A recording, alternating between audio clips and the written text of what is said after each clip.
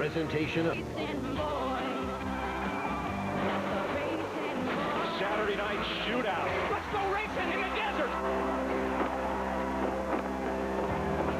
And we welcome you to NASCAR on Fox from the Valley of the Sun. The last time Fox Sports in town, it was the Giants upsetting the Patriots in an unforgettable Super Bowl.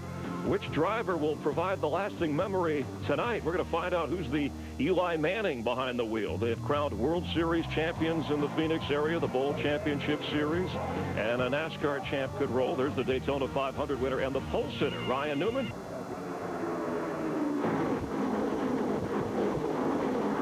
The green flag is just waved in Phoenix on the Subway Fresh Fit 500. Here they come to complete lap one.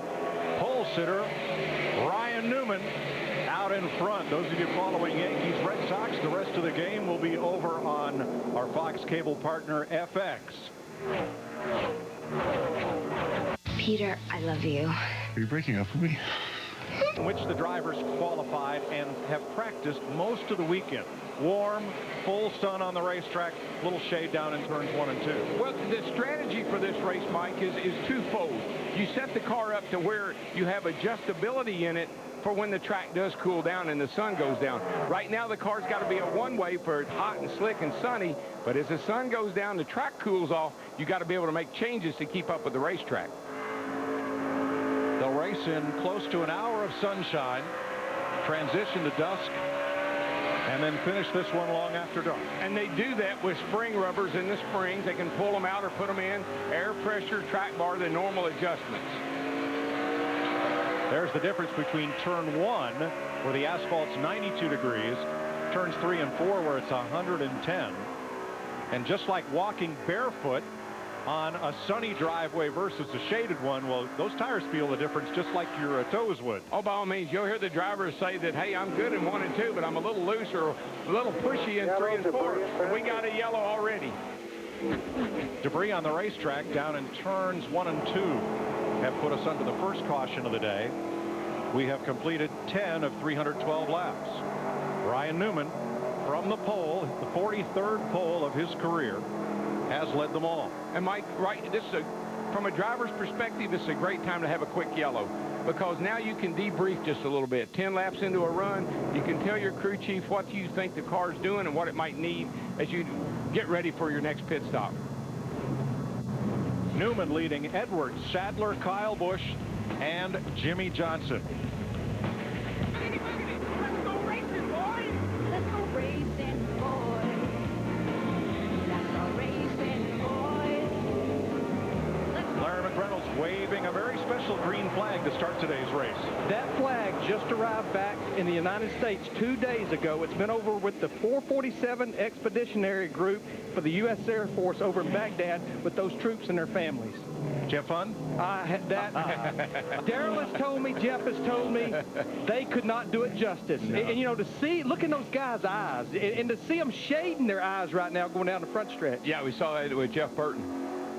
Dale Earnhardt Jr. was among the drivers who pitted under that caution. We're not going green this time. One to go this time by. They found something else out there. And he'll restart 28. Now, Junior's got tear-offs on his helmet. See that little clip right there, that little piece of tape? He'll tear that off.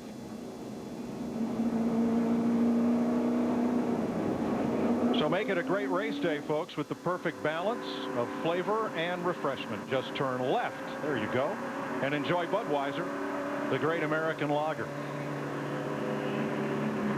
Ryan Newman has led the opening 14 laps from the pole. Since winning the Daytona 500 in February, Newman had led only 3 laps since then, but he's earned his first pole since Charlotte last October. We saw the, in Casey Kane's Budweiser car, we saw the clear shield that he has on with a huge amount of tape on the windshield. And I would say those guys that pitted at lap 12, it was because they were not happy with their car. Now, I will say last night in the Nationwide Series race, you get up about 15 or 20 laps on your tires. Fresh tires was worth a lot last night, and this is the same tire they raced last night. See all that tape on the windshield? I mean, that's way down there, but then you see Carl's got the clear shield on, so he's using the tape and going with the clear shield. Yeah, Larry, you're exactly right. Last night you needed tires. A lot of drivers, Carl among them, wearing sunglasses under that clear shield that he can take off and discard once the sun goes down. There's the glare problem coming off turn number 4. Now, Dale Earnhardt Jr. was one of those who made pit stops under this caution. Chris Stavoda. And Junior, very tight in the center of the turns. That's the reason they came in, made a 4-tire change, also an air pressure adjustment. You see there the amber-colored shield that Dale Earnhardt Jr. is wearing. We've been talking a lot about the glare. Mike, you mentioned tear-offs. A lot of these guys, the shade down here in my section, turn 1, a lot of these guys took the tear-offs off before they even went onto the track. Tear-offs. You see Junior there, the glare on his shield. There's Tony Stewart. You can see how the sun is affecting these guys. Stewart has an orangish shield with the dark tear-offs. And I think I think what the drivers did, they went out of the pits down there in the shade, and they said, oh, I don't need these. And then they get over here and they're looking off of turn 4 into the sun. They say, whoa. Now, we had 16 cars that pitted. In the perfect world for those guys, we'll run maybe 10 or 15 laps here, and maybe they'll get a caution and they'll get their track position. There's a look at Phoenix International Raceway, ready for our third and clear to drive restart. Loop third and clear, indoors and out. Down the front straightaway, which is actually straight. Yeah. Unlike the backstretch. Backstretch has got 2 little straightaways in it with a little turn right in the middle. This track has 3 straightaways. You call it a knot. Yeah, a knot. It's got a little knot back there. Got the front straightaways long and then 2 little short ones in the back with a knot right in the middle. I bet you watch Carl Edwards get after it now. Last night his car took 8 or 10 laps to get going, and it looks like it's the same way today. Here he goes fighting for the lead with Ryan Newman. Tony Stewart under pressure from Jamie McMurray. Denny Hamlin has Jeff Gordon alongside, and for the lead, here comes Carl Edwards. 3 victories this season. He's got a bead on Ryan Newman down the front stretch. You can see Ryan really drove it off into turn 1 and 2. In fact, Carl got into Ryan Newman just a little bit in the left rear. He'll try to win the drag race up the back straightaway. But Newman gets a good run on the high side. It's not unusual to see these cars do that. They don't have a lot of front grip. That's a big complaint, and Carl just lost the front end for a second. And here comes the guy that won last night all over the back of Carl, and he won't play around. I was going to say, look who's coming to dinner. That 18 car, Kyle Busch. That's a boilerplate looking stuff on his car, but he uses it as it is, as if it were a boilerplate. And right with Busch, the defending series champion, Jimmie Johnson. So it's a foursome for the lead in Phoenix. I love the way this track lays out. It's so unique. It's a 1-mile racetrack, but it's got elevation changes in it, believe it or not. Side by side for the lead. The kind of racing we've not seen a lot of this season. Here it is. But we knew when we got here that we would get it. You can see right there, pretty much Kyle Busch in the 18 car, the smoke was how deep he's driving it in the corner, brake smoke. But this is the kind of racetrack where this car, aerodynamics are not such a big deal. The 1.5 miles is where this car is struggling right now. But these other racetracks that we've been to, Daytona included, this car's been pretty competitive. See that 48 car getting in the mix there, ran more laps than anybody yesterday. A lot of fingers were being pointed at that car this morning. That would be the car to beat, the 48 Jimmie Johnson. I think there's a number of cars that were at the top of the board, 48 and the 8, Mark Martin, who's right in behind this little group right here. He was fast in practice yesterday, too. We know Ryan Newman in the 12 is a great qualifier, the best qualifier in NASCAR over the last couple of years. But are you surprised that nobody's been able to get the lead from him? Well, he's got the right line, Mike. He's running up a little bit high off the Intel half back. Looks like he's looking outside. And that high line will give you a lot of straightaway speed. Plus, this car needs all the racetrack to be able to pass somebody. Hard to get under somebody and make a pass. You know, Mark Martin at that 8 car, he told us yesterday he had a car that could win this race. Now, this team, they run the full schedule, but Mark Martin's doing something that's hard to do. Being competitive running a limited schedule, that's tough. Here's a guy, though. Look at that 18 on the outside. This is the same thing they did last night. They say you can't learn anything by running in the Nationwide Series. He learned one thing. You can pass a lot of people on the high side. 3 wide for a moment. Jimmie Johnson forces the issue way on the bottom. Yeah, Jimmie Johnson was all the way down on the apron, which will help that car turn. It makes it hook. If the car is tight, use the apron to make it turn. And Carl Edwards suddenly finds himself 4th in the 99. I actually think Carl was playing nice. You know, he gave a lot of room up there when he was racing with Ryan.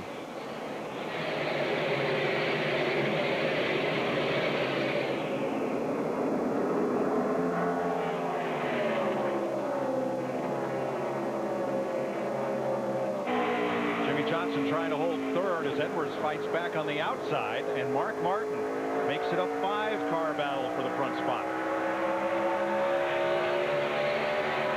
Matt Yoakum.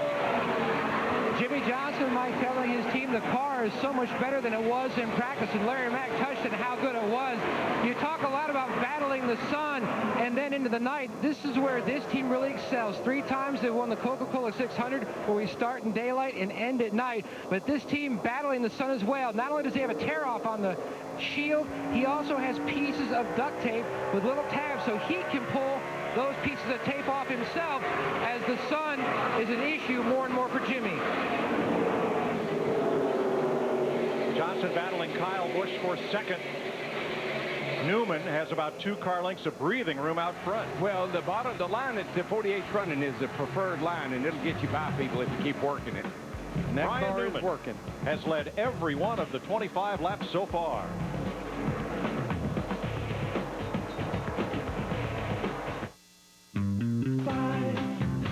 Today, Jonathan Papelbon coming out for his 4th save, getting Robinson Cano for the final out in a game that was interrupted by rain, and they finally sealed the deal. The Red Sox beat the Yankees 4-3 at Fenway. Moments ago here in Phoenix, Jimmie Johnson moving in front of Ryan Newman to take the lead, and charging up in the field is the 88 car Dale Earnhardt Jr. Let's rejoin Darrell Waltrip, Larry McReynolds, and Mike Joy. Dale Jr., who pitted on the first caution, restarted 28th. He's up to 12th. Ryan Newman has led the first 30 laps before giving way to Johnson. Yeah, well, Larry and I were just talking. I believe coming in and getting those tires was a good move right now, particularly as hot as it still is. Fresh tires can make a huge difference right now. And here's you go. Here's your lead change, and that 48 car is running the bottom to perfection. That means that car is turning. To be able to run the bottom lane like that under somebody means your front end's working, your car's turning. And it's getting in the corner good because he can turn the steering wheel. Carl Edwards now 3rd, Mark Martin 4th.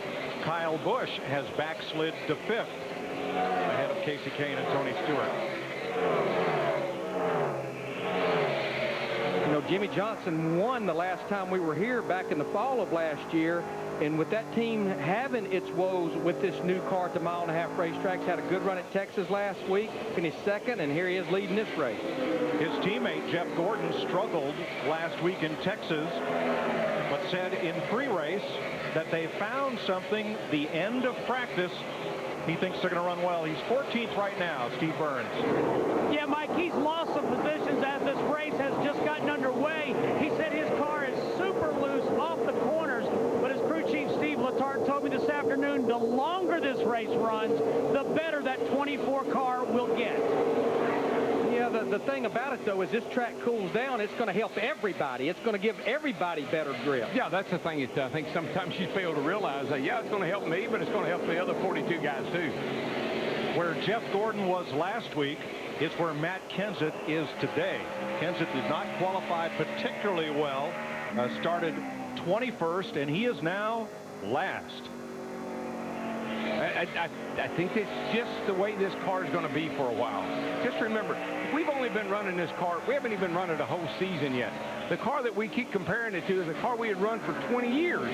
So you got to give this car a break. It's going to take a little time, but they're getting it better every week. It's kind of hit and miss for some guys, but the ones that hit it are fast. I'll tell you one that's missing right now. In fact, he came to pit road on that first caution. Jeff Burton, our points leader in Sprint Cup, the 31 car. Dick, it looks like they still do not have that car where they would like to have it. No, they sure don't, Larry. He had a tough time trying to make the field. He qualified 39th. That's his worst start in 18 tries here at Phoenix. And at this point, he's got 2 problems. Problem number 1, he's having a very tough time seeing coming off turn 4. He's asked for a lot of help from his spotter to see where he's going, and the car is pushing.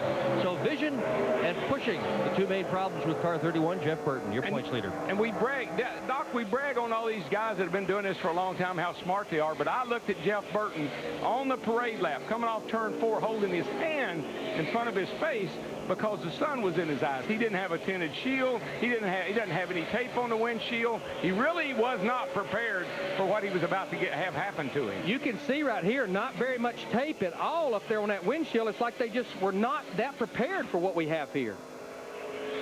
Good bit of glare off turn 4, and that will continue for about another 25 or 30 minutes here. Oh, he'll be all right. We saw last night. I mean, he'll be okay here in a little while, but it might be too late. He's going to go a lap down if he keeps running the way he is. 5th place on back, Kyle Busch continues to backslide.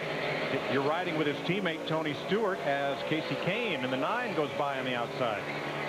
And that 9 car looked awfully good in practice. The Gillette Evernham, they came with kind of a new package here, especially for Casey Kane in the 9. Elliott Sadler that sat on the outside of the front row in the 19. Looks like it's paying off for Casey Kane as we've got caution here at lap 40. Matt Kenseth's bad day continues. What happens when we don't do our job there? Just he hit the wall hard, knocking the right front to the ground. I'd be curious to know what job it was they didn't do, because you heard Matt say that's what happens when we don't do our job, and they've definitely missed something big time on that car. pretty bad on the right front, aren't you? Kenseth had fallen to the tail end of the field. There's his wife, Katie. Probably was hoping to catch a caution rather than become one. Got quite a bit of damage to the right side of that car. And this car is very resilient. I mean, it's a car that you can scrape the wall with, but I think you're going to see that he got a lot more than just a scrape. The car just never turned when he got to the late exit. Well, I know a place that's going to be busy, Dick Berger and Pit Road. Here they all come. Oh, boy, they sure are. Jeff Gordon is going to be the one that we are going to cover. He qualified in the 4th position, running in the 4th position, has had a very fast car here at Phoenix for the entire duration. This guy's led more laps than anybody else at Phoenix, and he's looking at Matt. Hendrick Motorsports swept Phoenix last year. Jimmie Johnson trying to make it 2 in a row for himself. The car, great. Little issue, just on exit of 2 and 4. Kristen. Ryan Newman has lost the lead because his car has gotten loose. They're making a track bar adjustment, dropping in 2 rounds. Also an air pressure change. Ryan needs his car tightened up just a bit. Ryan Newman picks up 2, getting off pit road with that #1 pit stall. And Dave Blaney stayed out on the racetrack and did not pit. Comes in here 37th in owner points, only 23 points out of the top 35. This will give him 5 bonus points. Coverage provided by Goodyear for track-tested technology. Get there on Goodyear Innovation. The Goodyear blimp shows us the one feature, the signature feature that makes this track unique. Yeah, it's kind of, I call it a knot. You could call it a bump out. It's just got a little knot right in there that, man, it really changes this racetrack dramatically. You know what makes this racetrack such a challenge and unique? It has short track corners, nice and flat, but long straightaways like a speedway, especially when you drive it off in the corner at those speeds. Turn 1 is pretty fast. Matt Kenseth has taken his damaged car to the garage as we get set to restart and begin lap 47.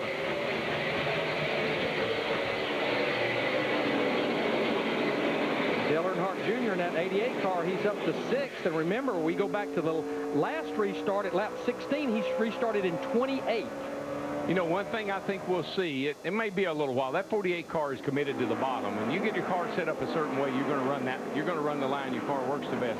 Before this night's over with, we're going to see cars running really, really high. But this car just kind of accommodates running a high line. We mentioned Dave Blaney stayed out on track, but not long enough. He pitted. The leaders went by under caution, and lead changes are only measured at the start-finish line. So Blaney officially has not led a lap, and for staying out when everyone else pitted, restarted 42nd. Just talked about Dale Earnhardt Jr. He just drove by Tony Stewart in that 20 car. That'll move Dale up into the 5th position, the top 5.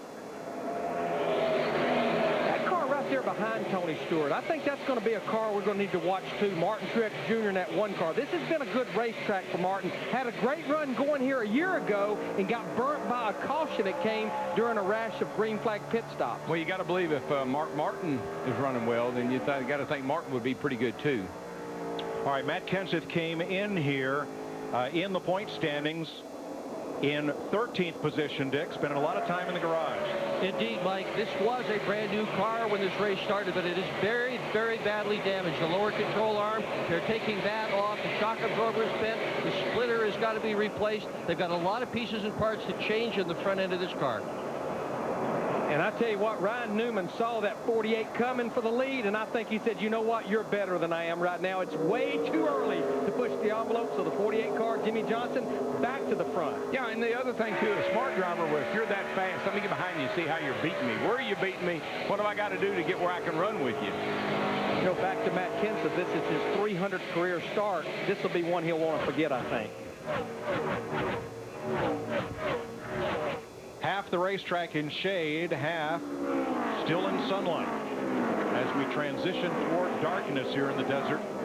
And when that sun goes below the horizon, it's like flipping a light switch for temperature and, of course, for the outlook of these drivers off turn 4. Yeah, it'll go from the high 80s down into the mid-50s before the evening's over with. That's a huge change for the track conditions. Carl Edwards to second underneath Ryan Newman. Good job, bud. Get your rhythm back now. And Dale Jr. closing on Newman's bumper. And see, I think this proves another thing to me about Carl Edwards. They say, well, he's won 3 mile-and-a-halves. But this is a totally different animal right here, and he's running good tonight. That tells me they don't only have it figured out on a mile-and-a-half, they got it figured out everywhere. Jeff Hammond.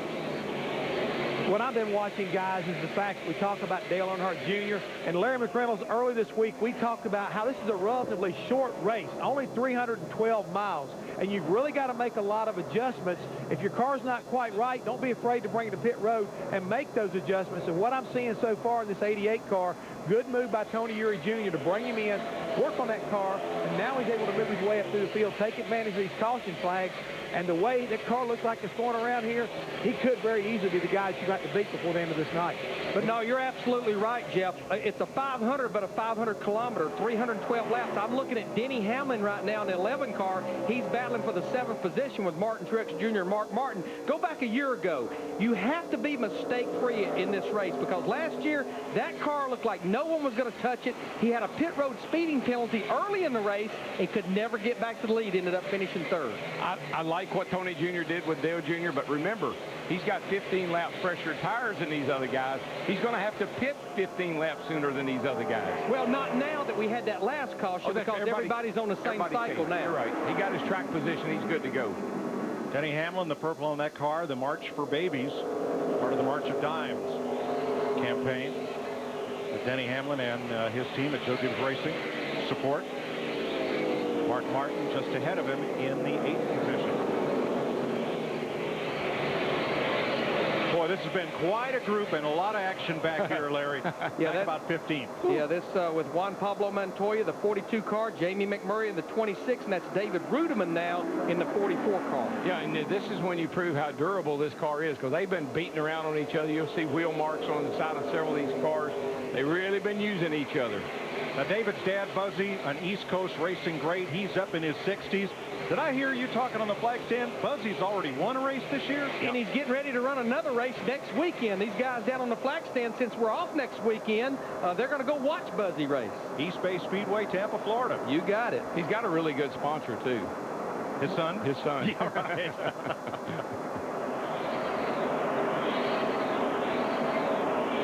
Greg Biffle looking underneath Mark Martin, his former teammate. And that'll be for 9th place.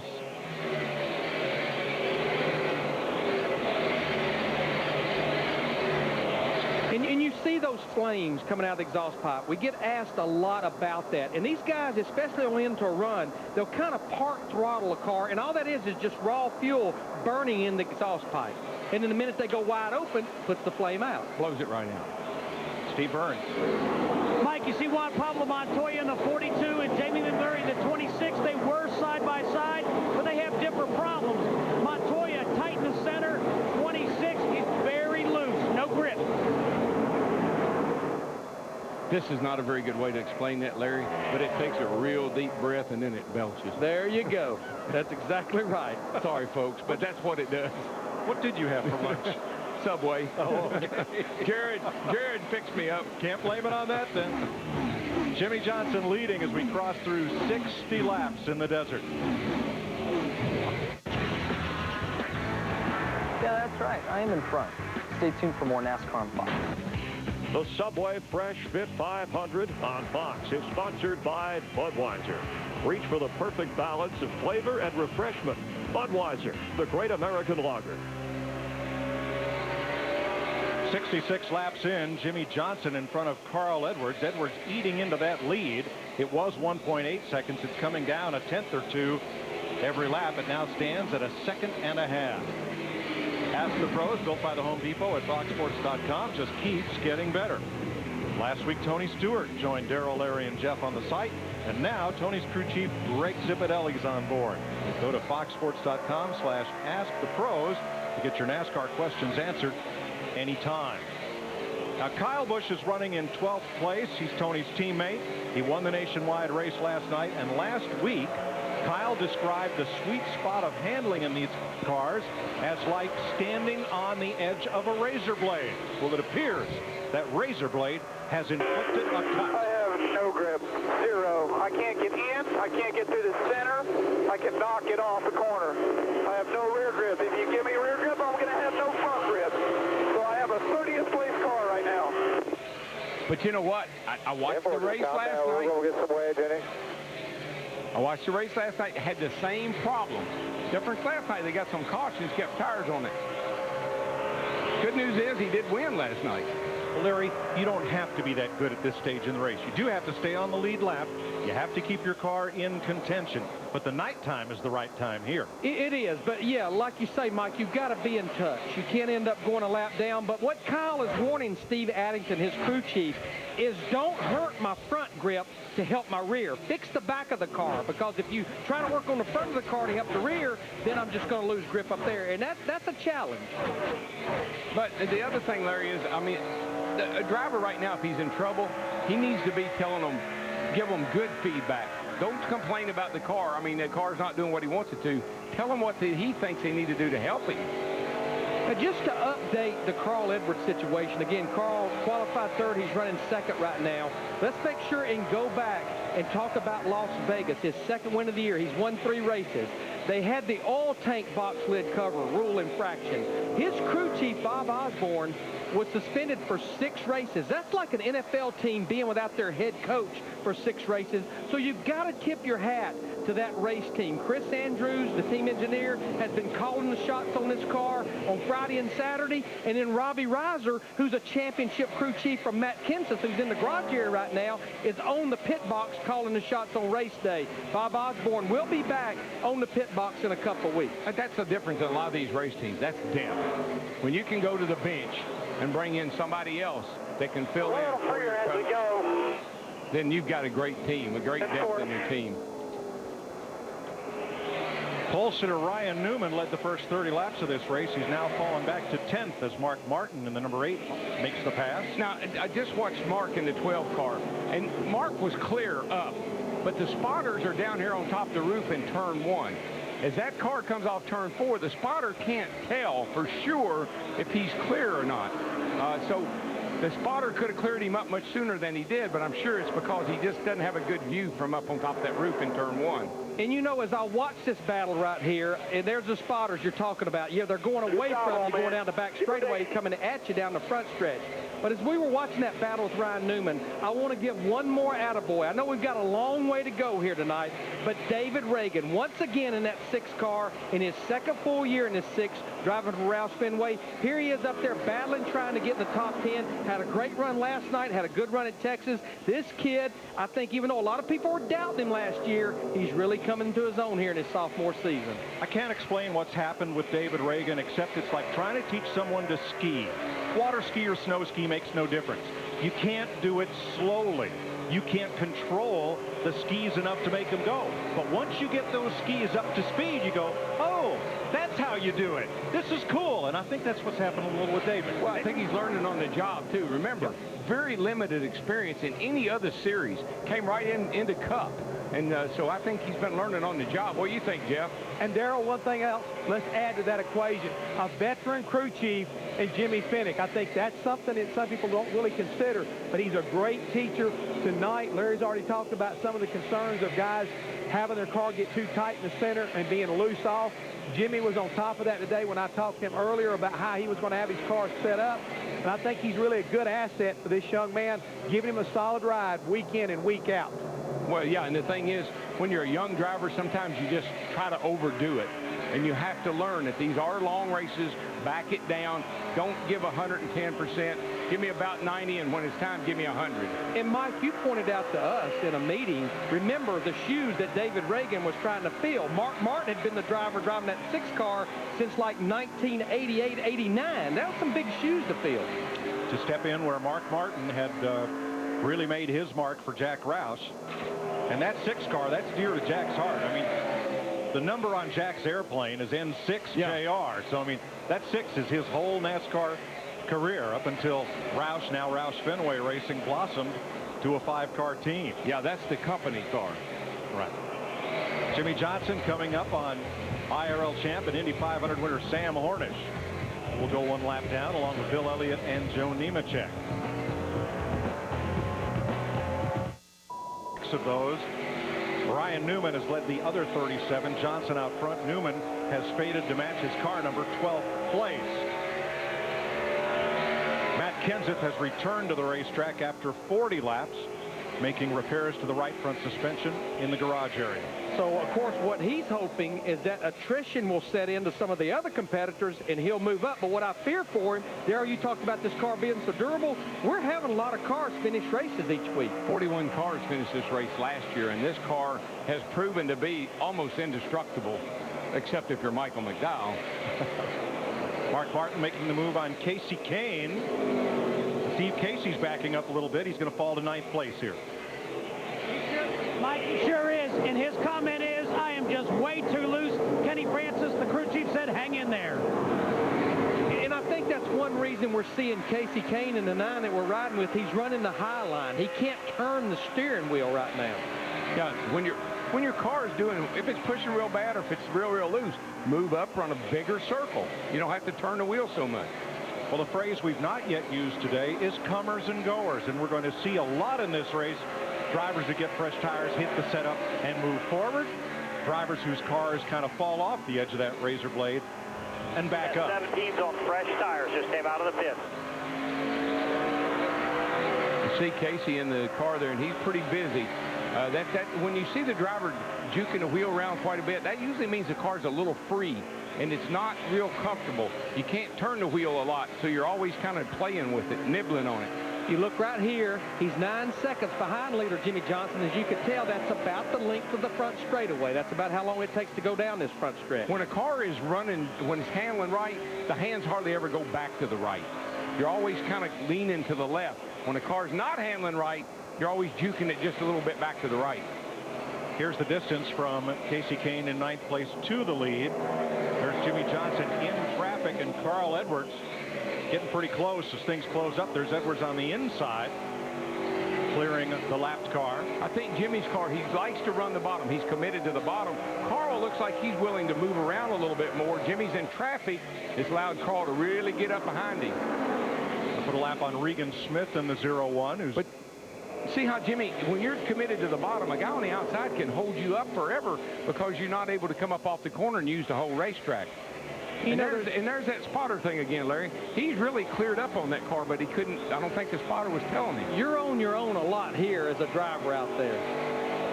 You know, there's been a lot of talk why cars like Regan Smith in the 01 would race the leader so hard. Well, one is you're trying to stay on the lead lap, but once he goes by you, you're trying to be that first car 1 lap down to get the free pass back on the lead lap should the caution come out.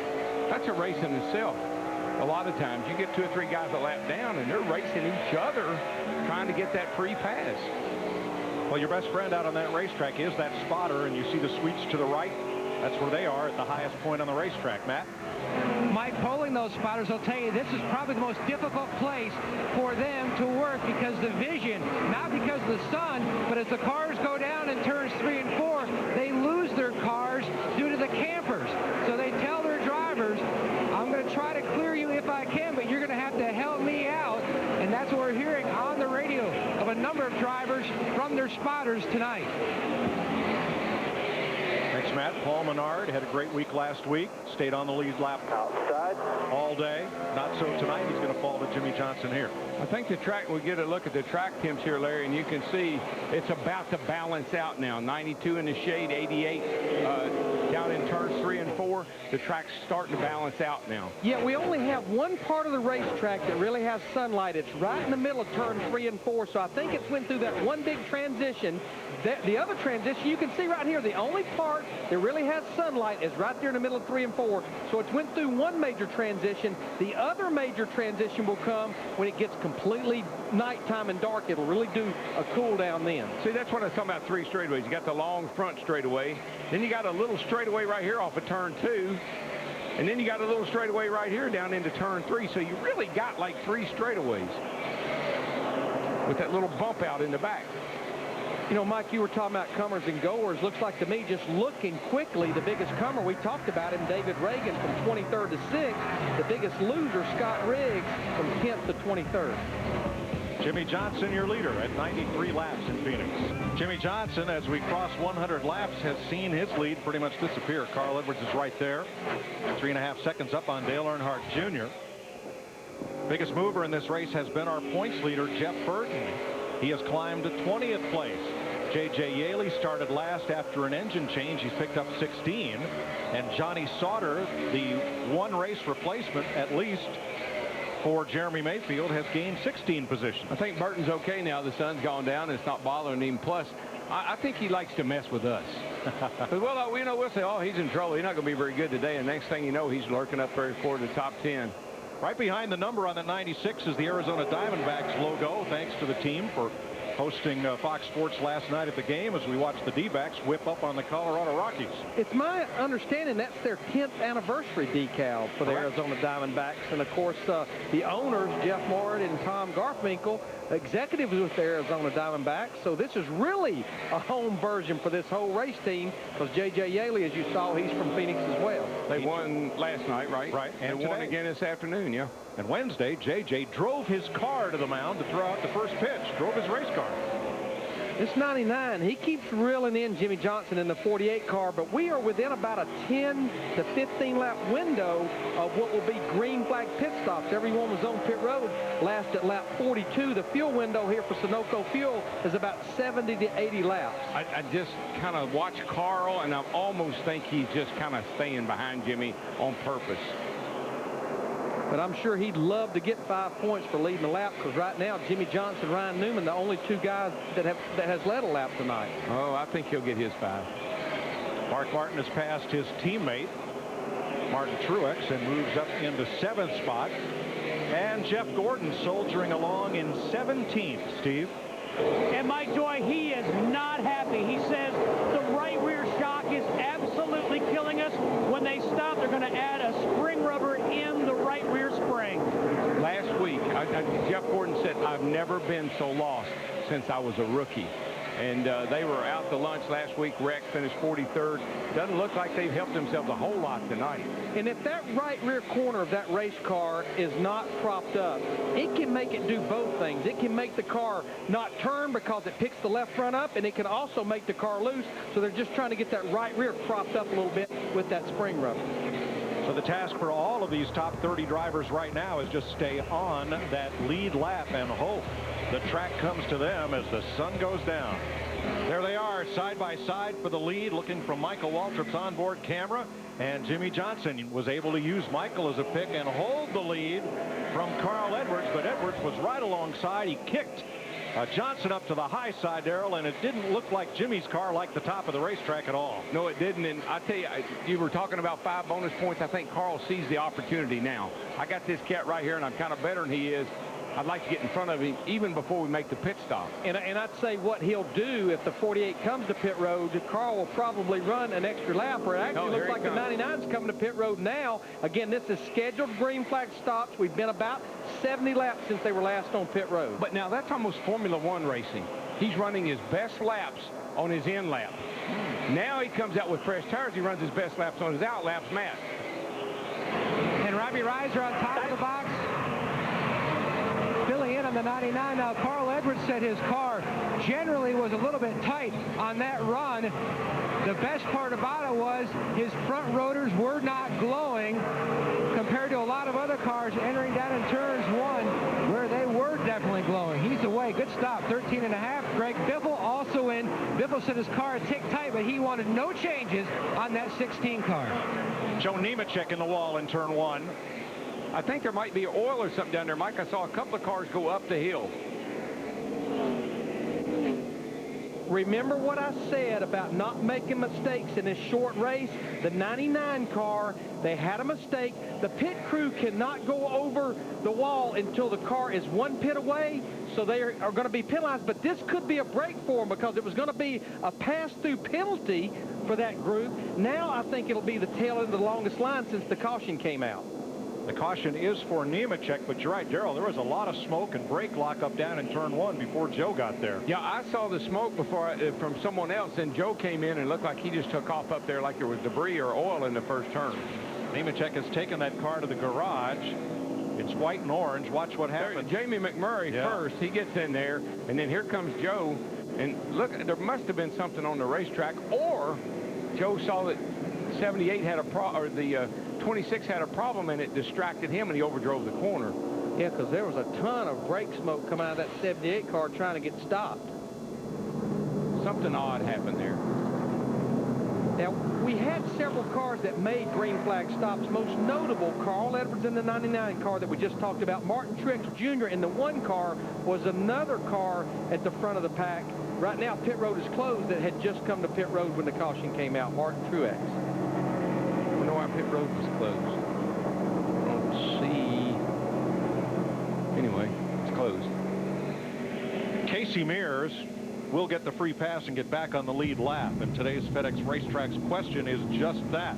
Tim in Tacoma wants to know, after a caution, how do you decide who gets back on the lead lap or gets one of their laps back under caution? Who gets the free pass? It's the first car a lap down. Yeah, I mean, that's how they do it. And it's you can be anywhere in the field, but when you're the first car 1 lap down, you're the beneficiary. And if there's no cars 1 lap down, it'll be the first car 2 laps down. First car in the running order, not on the lead lap at the moment of caution, unless that car is involved in the caution. I think you'll see Denny Hamlin, now that we're just about getting close to darkness, he's going to reach up there and pull part of his sun visor off, it looks like. Yeah, that's why you put it on from the inside, really, so when the driver gets ready to get rid of it, he can. Now, pit road will be open this time, and here comes all the leaders that did not make a green flag stop. Dick Berggren. And Mark Martin will pit out of the 4th position. He had trouble last time, not on the pit stop, but getting down pit road. Cost him multiple positions. He's got a good car. They're going to try to put some fight in it. It's the driver that decided what changes to make. Matt? When they were talking about pitting under green, Jimmie Johnson was waving off, making an adjustment, but now at the end of that run, they made a track bar adjustment. A little too tight in the center of the corner, Steve. Matt, Casey Kane, loose in, loose off, no rear grip, down. 2 rounds on the track bar. Krista. Dale Earnhardt Jr. pretty happy with his car. He said he's happy in 3 and 4, needs a little bit of help in 1-2, neutral overall. Denny Hamlin also in for a 4-tire change. Also to Ryan Newman getting service as well. So the caution is a break for Carl Edwards. He will not have to do a pass through under green. He'll just start the tail end of the longest line. Hotel, time for an AT&T race break. Jimmie Johnson has dominated this race, 80-plus laps. Ryan Newman also in the hunt, and the pit stop moments ago from Carl Edwards a lap down. Yeah, he came in during that green flag situation, but you take a look, the right front tire changer was across the wall before they were only 1 pit away. The rule is 1 pit away, you can leave. You can see him being circled there. That's Corey Quick. Got away from the wall too quick. He now has been penalized because of that situation right here. NASCAR will not allow you to do that. So now he's 1 lap down.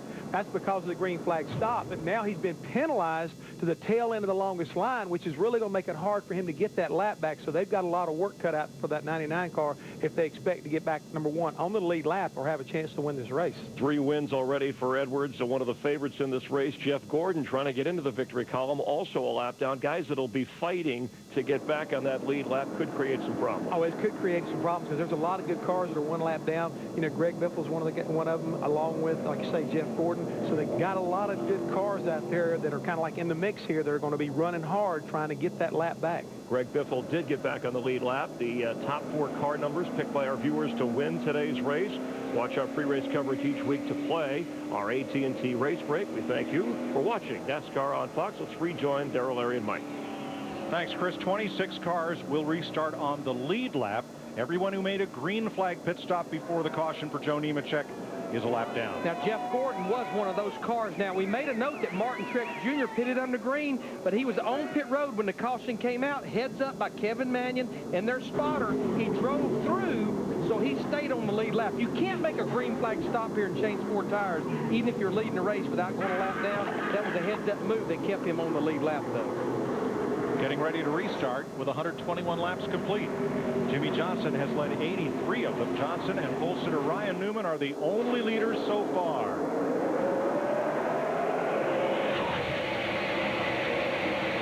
Boy, this is one of those times when I'm confused, the fans are confused. I mean, Jimmie Johnson is the leader, and we got cars all on the tail end of the lead lap.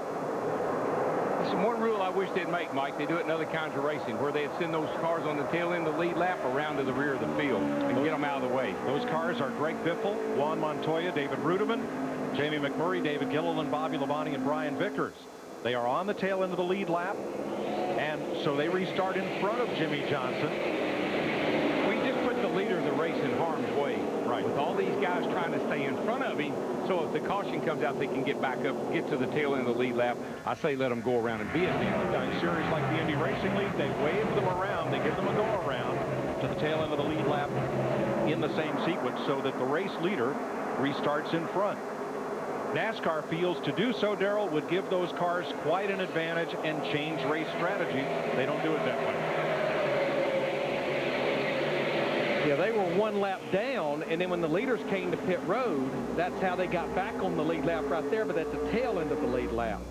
Boy, we got a heck of a battle over there on the back straightaway. Look at that 88 That's a battle car. for the lead right there with Dale Earnhardt Jr. on the outside of his teammates. Teammates going at it right here. Tough sledding, too, with all that traffic around them. Yeah, because that traffic, like Brian Vickers just ahead, they're all trying to stay on the lead lap and hope for another caution, which would allow them to drive around because then the pace car would pick up the leader. Junior just gave a little bump to the 83 car and said, dude, get out of my way. I'm trying to lead this thing.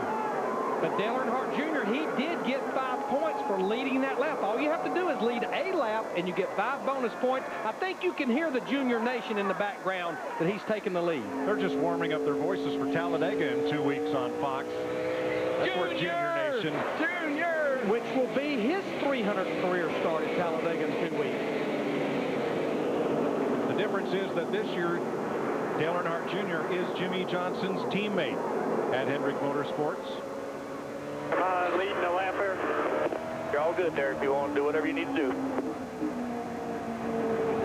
And he just wanted to confirm that he did lead that lap a while ago when they were pretty much side by side. That's all he wanted to do, I think, is get that 5 bonus points. And then Jimmie Johnson will come right back after him. That's Dario Franchitti in the 40, the yellow car. And David Gilliland, and boy, Junior, can he thread that needle? No. I mean, it's just hard to run 3 wide there because of the 2 straightaways Darrell was talking about. Well, the track just closes in on you right there. You kind of bottleneck as you come off that corner. It's inviting, but you can't do it. Jimmy gave Junior a lot of room to pick a lane, and when Junior stayed high in the 88, the 48 dove low. But they've got to get through this traffic. It's a fun track to drive until you find yourself in a situation with all these cars in the way, and then it's really difficult because it takes away all your passing opportunities. Speaking of situations, look at the battle for second. The 8 car that Dale Earnhardt Jr. drove his entire career. Mark Martin up there battling for second side by side. Martin's not going to give Junior anything. They are no longer teammates. Mark Martin wants to win a race, and he wants to win a race bad. Oh, he won a race already this year in the Nationwide Series. He did. Driving for Dale Jr. Yeah, that's his owner he's racing right there. Look at those rotors in there glowing red. You think he's not on it? Driving that thing off in the corner. The radio chatter on this 8 car this year is interesting because Martin splits this ride with young Eric Almirola. They call Almirola Kid, and they call Mark Old Man on the radio. crazy old man. Well, that's it. Sometimes. Now, this is a battle for 6 right here with Clint Boyer in the 07, Denny Hamlin in the 11. Now, Clint Boyer has been a good mover because he started in 24th, and here he's battling, trying to get up to the top 5. And you still have 5 lead lap cars in front of Jimmie Johnson trying to hang on to the tail end of that lead lap. Matt? Back on lap 34, Mike, Clint Boyer reported in that his brakes were already starting to vibrate. About 25 laps ago, Mike Dillon told him you need to start backing up your corner because your rotors are probably glowing more than anyone else. So he was letting out of the gas earlier on corner entry. This car entices you to do that. This car, you drive it down there, and if you don't get it slowed down, it won't turn. So you got to use a lot of brake to get it wound up so it'll make the turn. And you enter these corners so fast, and you don't have a real low gear that slows you down with the acceleration. Get off them brakes, no pressure. That's Mike Dillon, his spotter, which is Richard Childress, his son-in-law. And how it's easy to make your brakes last. Just don't use them. Only use what you need and then get off. Right, that's right. Rookie Regan Smith has made an unscheduled pit stop. Only one car in the garage. That's Joe Nemechek, who hit the wall at lap 115 to bring out the 3rd caution of the night. Matt Kenseth spent 30, make that 40 laps in the garage, came back on the racetrack. So 42 cars running, 24 of those on the lead lap, like the 43 of Bobby Labonte, trying to stay on that lead lap, and Jimmie Johnson in the 48 trying to put Labonte a lap down. These cars are funny. I look at Matt's car. They went in. They beat the side out a little bit, put another splitter on, and he's back out racing. Oh, the pole sitter, Ryan Newman. Oil, and we got oil on the racetrack. We got all kinds of cars spinning out. Cars wrecking everywhere. Sit down. Nice save, bud. Let it roll. I think the 31's all right. I don't think he hit anything. I don't believe but there's some other cars that are not so lucky. We got one on fire back up in there, y'all. Big fire. Power steering fluid. Power steering fluid. We see Matt Kenseth, Reed Sorensen. Matt's in another wreck. Well, there was a big fire. Dave Blaney's car is still I guess. at the top of the racetrack. Well, and I think there's fire under that 12 car still. Ryan Newman won the Daytona 500. Had only led 3 laps since, but he led the first 30 laps of this race. And J.J. Yaley, who is from Phoenix, Still have brake. high hopes for tonight, has gotten all caught up in this one. Now, that did let some of those guys get back on the lead lap that was still out in front of Jimmie Johnson in the 48 car. It all starts with Ryan Newman's number 12. Now, I heard him say power steering fluid, and, you know, we've seen a couple of incidences here recently of power steering pumps or boxes failing. That may be what happened to Ryan's car. This is riding with our points leader, Jeff Burton, in the 31 car. Sliding away. They're saying it's a line that's on the to the box itself. Boy, Casey Mears went by on the grass. Here's what Tony Stewart saw. Now watch the 96 Yaley. Oh, that's where he gets the wall. Yep. And then he gets Johnny Sauter. And Tony Stewart, who we're riding with, he just stopped. Best thing to do. You'll see the 5 come down through the grass here, perhaps. Burton is the lucky one. I mean, he's a... Carl Edwards scoots through on the bottom. And here's what just happened to Newman coming onto pit road. Yeah, there's fire up. I can see fire. It's been smoldering under there for about a lap. My goodness. Obviously, there's fluid still coming out somewhere. But you're right, Mike. I mean, they won the Daytona 500 back in February. They finally got another top 5 at Texas last week, but then had a post-race infraction with the height of the right rear quarter panel. We talked about Johnny Sauter a while ago in the 70 car. Always has run good here. He's going to have to go to the garage area. Remember, that's a car that came in here out of the top 35 in owner points. Nothing Sauter could do. He had it missed on the low side. J.J. Yaley got squeezed into the outside wall, caromed off, and hit Sauter. 12 car going behind the wall, I guess, here to work on this thing. Your jack and a jack stand, please. Roll around. Boy, there's all the oil. That power steering fluid is treacherous. Now, Bobby Labonte had just been lapped by Jimmie Johnson at the moment of caution, so Labonte will get the free pass. Fourth caution of the night in Phoenix.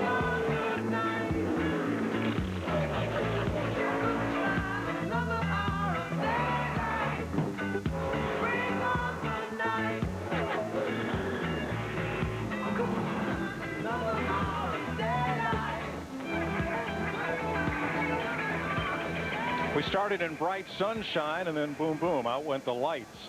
You see our aerial coverage provided to you by Goodyear for track-tested technology. Get there on Goodyear innovation. This track brightly lit for night racing, and the whole complexion of this race changes as we go through sundown and dusk, and now the track cools off, and everything cools off because we have a red flag to clean up from Ryan Newman and the problems up in turn number 4. Darrell's got an itchy trigger finger on that two-way radio. Who are you going to dial up? I'm going to see if I can get a hold of Kyle Busch here. Kyle Busch, it's a DW up in the Fox booth. You got a copy, buddy? Yes, sir. What's up, DW? Well, my man, your 30th place car has come around, looks like. What kind of shape you in? It's better, definitely. It's just, you know, real frustrating out here trying to drive stuff that drives this way. These guys work so hard and put so much effort into these things, and they're just not quite race cars that drive the way you'd like them to. But we're working with it. We're trying the best we can. I'm sweating my butt off out here, but all in all, you know, we got a 5th place effort right now going for the Snickers Toyota, so we'll see if we can't keep it up here. Did you learn anything last night? I mean, you were awesome last night, but you were a little loose off then, and you seem like you may have fixed that car. How about tonight? Can you fix this thing? Made a big swing at it that last time, got it a lot better. We made a bunch of adjustments to try to tighten it up off, and luckily we didn't tighten it up in the center much. We did fix our off somewhat, but not all the way, so we've got a little bit more ground to make up a little right now. But, you know, last night was a good car, too. We just had to run the top side when it was too loose, and here tonight, you know, learning that, I went to the top and was trying to run up there, and it made the car feel better or act better, but, you know, those guys were still quicker than us and just had to let them go. Well, if anybody can hang on to it, brother, you can. So I'm wishing you good luck, and hang in there. Keep working on it. All right, man. Appreciate it. Thanks.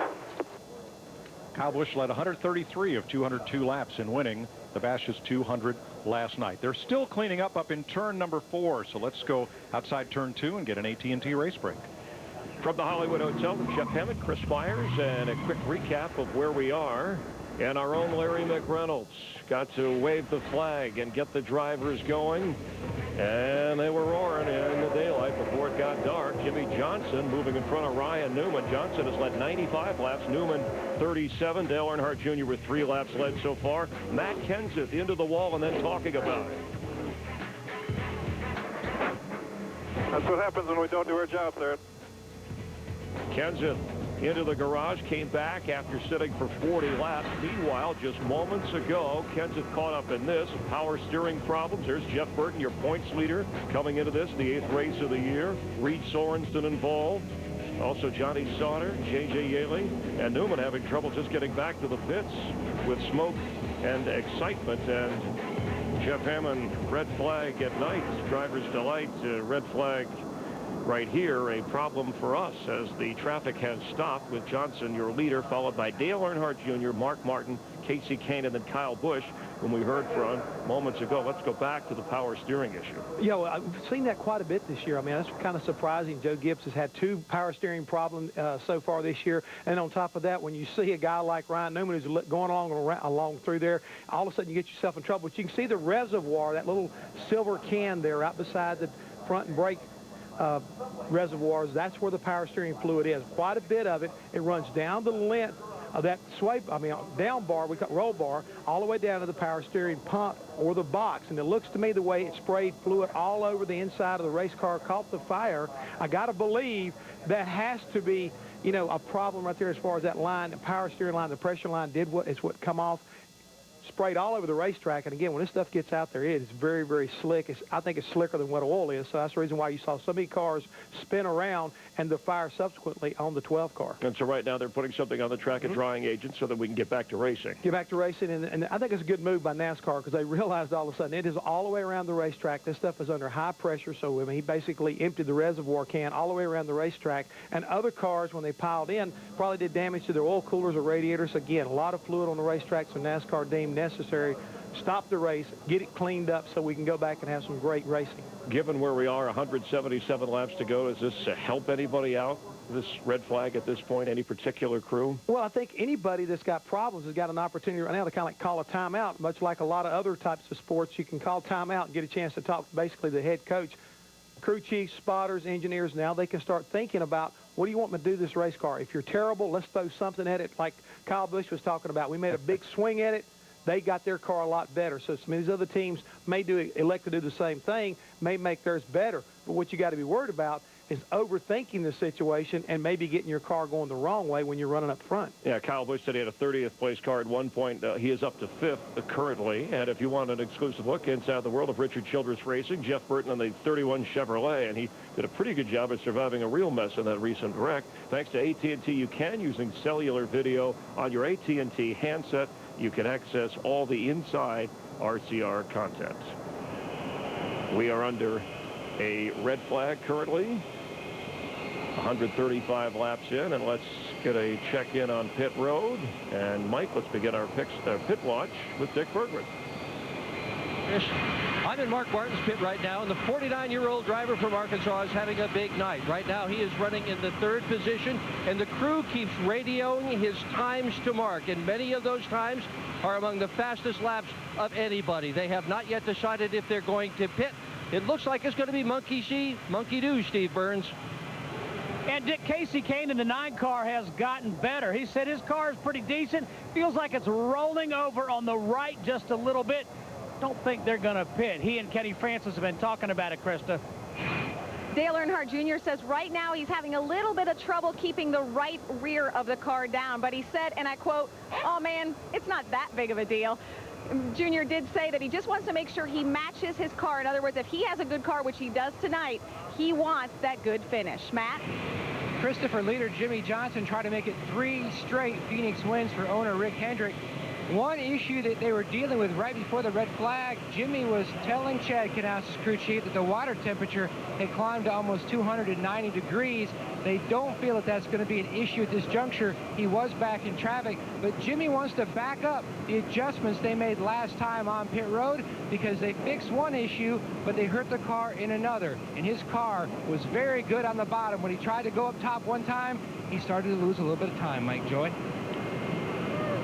Thank you, Matt. The red flag has been withdrawn. We're now back under yellow. The field begins to move off turn number 2 because cleanup operation has been completed at turn number 4, where most of the dust-up was from Ryan Newman and the cars that spun afterward. Looks like at least 4 cars are going to get back on the lead lap that were running in front of the leader. Montoya, Rudeman, McMurray, see how Reed Sora and Greg Biffle would be the other one. Pit road is going to remain closed for at least a lap or 2 as they finish cleanup. A good time for this week's State Farm Safety Report. On to foxsports.com. You know what your mom said? Out in the wintertime, keep from getting cold, put a hat on your head. Same thing applies to getting cool. Oh, yeah, that's that's probably about the greatest thing from a driver's comfort standpoint that they've ever come up with. And it actually has a computer chip in it. And it takes hot air from the outside and turns it into cool air, similar to an air conditioner. Now, the way the rules work when a red flag is displayed, you've got J.J. Yaley, the 96 car in the garage area. That team's wanting to make repairs. You've got Ryan Newman, the 12 car with the power steering problem behind the wall. When the red flag is displayed, all work has to cease on those race cars. You can make a plan, but you can't physically do work on the car until they put the yellow flag out. You can see now they are diligently working on the 12 car. You see Reed Sorensen that was involved, that right now is actually showing still on the lead lap. They're trying to get that left front fender to where it'll clear. I think that shows how tough this car is, though. I mean, that's a baseball bat probably they've got up in there, and they can't get that shoved out. Trying to gain a bit of clearance between the fender and the tire there. Pit road will be open this time around. It's only been about 16 laps since all those cars were on pit road, but based on what we learned last night, based on what we saw earlier, I'll be willing to bet that pit road will probably end up being a fairly busy place. Looked like we had a little cat and mouse. Jimmie Johnson stayed out, but Dale Earnhardt Jr. came in. In fact, I think we're seeing most of the guys come to pit road. Doesn't surprise me Jr. came in. He did that earlier, Larry, and that paid off for him. Mark Martin stayed out, so did Casey Kane. So kind of a 50-50 here. as far as who pits and who does not. Remember, there were cars that pitted under green just prior to a caution a bit ago. So Tony Stewart, another who stayed out. Dick? Well, Kyle Busch is out, but we're not too sure why Mark Martin didn't pit. There apparently was a bit of a mix-up. They told him to watch the commitment line, which I guess they thought was all he needed to hear about pitting, but Mark Martin stayed on the racetrack. I just think, based on what I have witnessed here, coming to pit road for 4 tires, even after 16 laps, was the right way to go. I guarantee you, and I think Mark probably just did whatever the 48 did in that case. Krista? Tony Stewart also coming in. He said he needs to go forward better. Tony said, I can fix the entry. Zippy, his crew chief Greg Zippadelli, if you can help me center and exit. There'll be a penalty call on Reed Sorensen, removing equipment out of the pit box. Will bring him back onto pit road. Yeah, his car's pretty damaged. They're just trying to get it where he can keep going, but they're going to have to stop and work on that thing a bit. Reed Sorensen in the 41. Fox Sports takes you out to the ball game, and again, thanks to the Arizona Diamondbacks, who took us out to the ball game last night. Nothing like a hot dog at the ballpark, unless, of course, you're in Martinsville. Now, next week, Fox Saturday Baseball continues. There's a look at Chase Field. We had a grand old time at the ball game. Did you sing? No. Oh, heck. Well, we sang along with the 31,000 other folks who were there at the 7th inning stretch. And we see Carl Edwards in the 99 car. Remember, he is still a lap down, and the way the pit sequence works, if you're 1 or more laps down, you can't pit the first time. You have to pit the second time. We're getting a report that they only put 2 right side tires, new tires on the right side of that 99. Nice crowd on hand here at Phoenix International Raceway.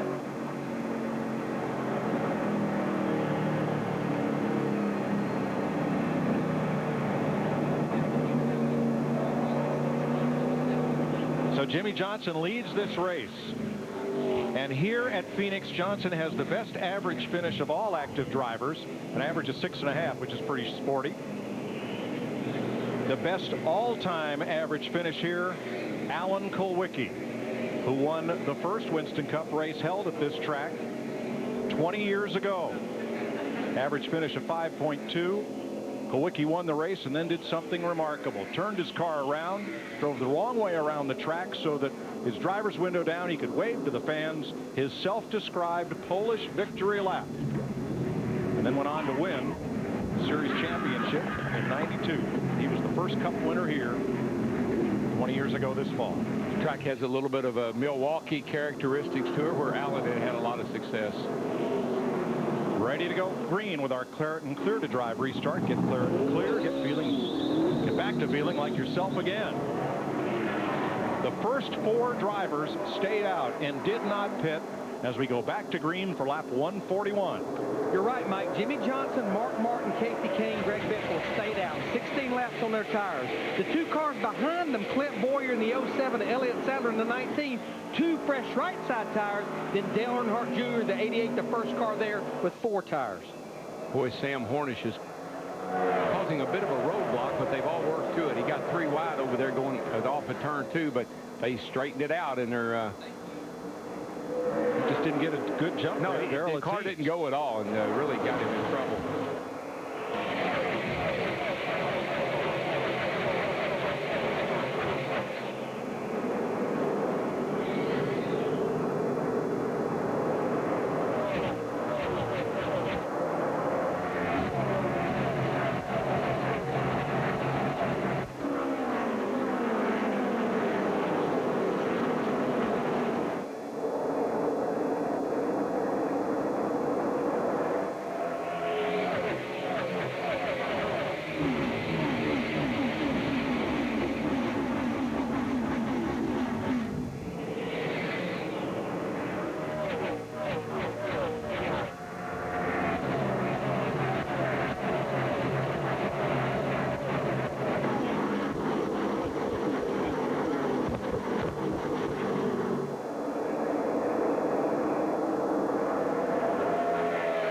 Mark Martin wanted the lead, but he could not kick Jimmie Johnson up to the high side to get it. I tell you one thing, they better both get going, because that 88 car got those 4 tires, and he is coming, man, I'm telling you. Yeah, he restarted in 7th. In about 4 laps, he's made his way to 3rd right now in the 88 car we're riding with him.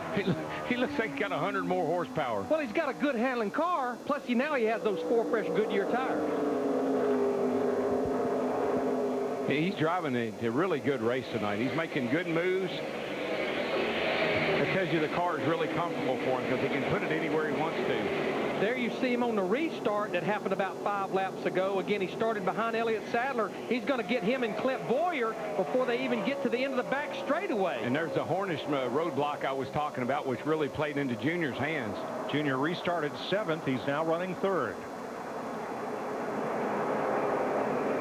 But you know, we've been talking about it's been almost 2 years since Dale Earnhardt Jr. was in victory lane. Of course, that was in the 8 car at Richmond, Virginia. But how about Mark Martin up there battling for the lead? It has been 2.5 years. Kansas in the fall of 05 since he's been to victory lane. Well, Mark, I think he'll tell you, what was it, 3 or 4 years ago here, had this race won, dominated this race, had a problem in the pits and ended up in a wreck late in the race. But I think he feels like this joint owes him one. Berggren. Well, Kyle Busch may have a problem. The fuel gauge is fluttering around. I've talked with Wesley Sherrill. He's the car chief. He's the guy that knows more about the mechanical workings of this car than anybody else. He told me it is a new gauge. However, Busch is also well back in the serial order. They lost time pulling a spring rubber on the last pit stop, which will try to give that car a little bit more bite. Take that rubber out to soften that spring up and let it get a little better bite up off the corner where he seems to have a problem. So he's the 12th place car right now. Talking about Mark Martin, he has 1 win here, but he has 5 second place finishes here. Got a car in the wall, turn 4. Paul Reed Sorensen's bad night continues. Looking at the left front tire, I would be willing to bet that that is from the damage from the last wreck, and it's cut that left front tire down. And Juan Montoya has spun to the infield in the back straightaway. Yeah, I saw smoke off of turn 2 and couldn't see who it was. He's down next to the inside wall. Did he get together perhaps with his teammate, Dario Franchitti? Surely wasn't Dario. Well, there's the 41. The left front tire was down on that car. Now watch Montoya's big red number 42.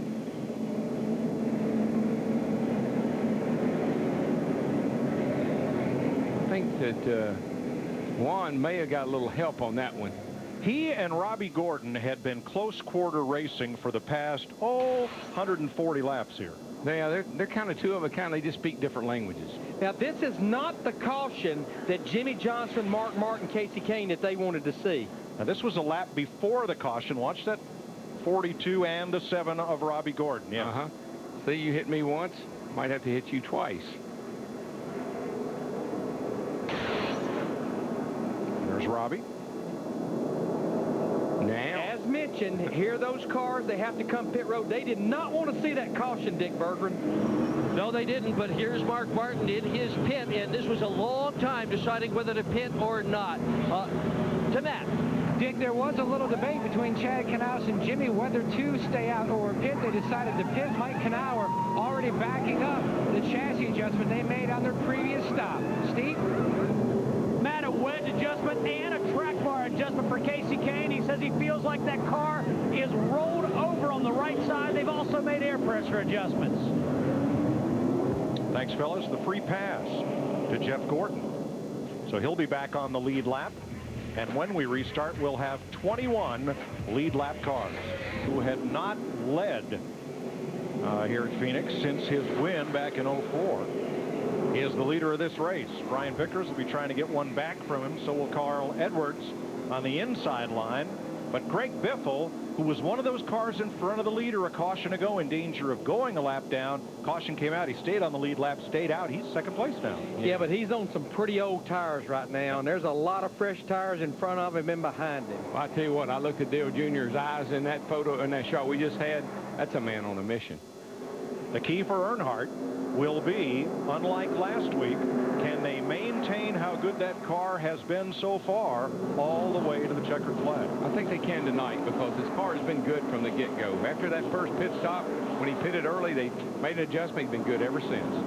Here's a Clareton Clear drive restart. The Clareton Clear indoors and out. Now, our top three before that caution, right now, Mark Martin, Jimmie Johnson, Casey Kane, they will restart 13th, 14th, and 15th as we're getting really close to the halfway point of this race.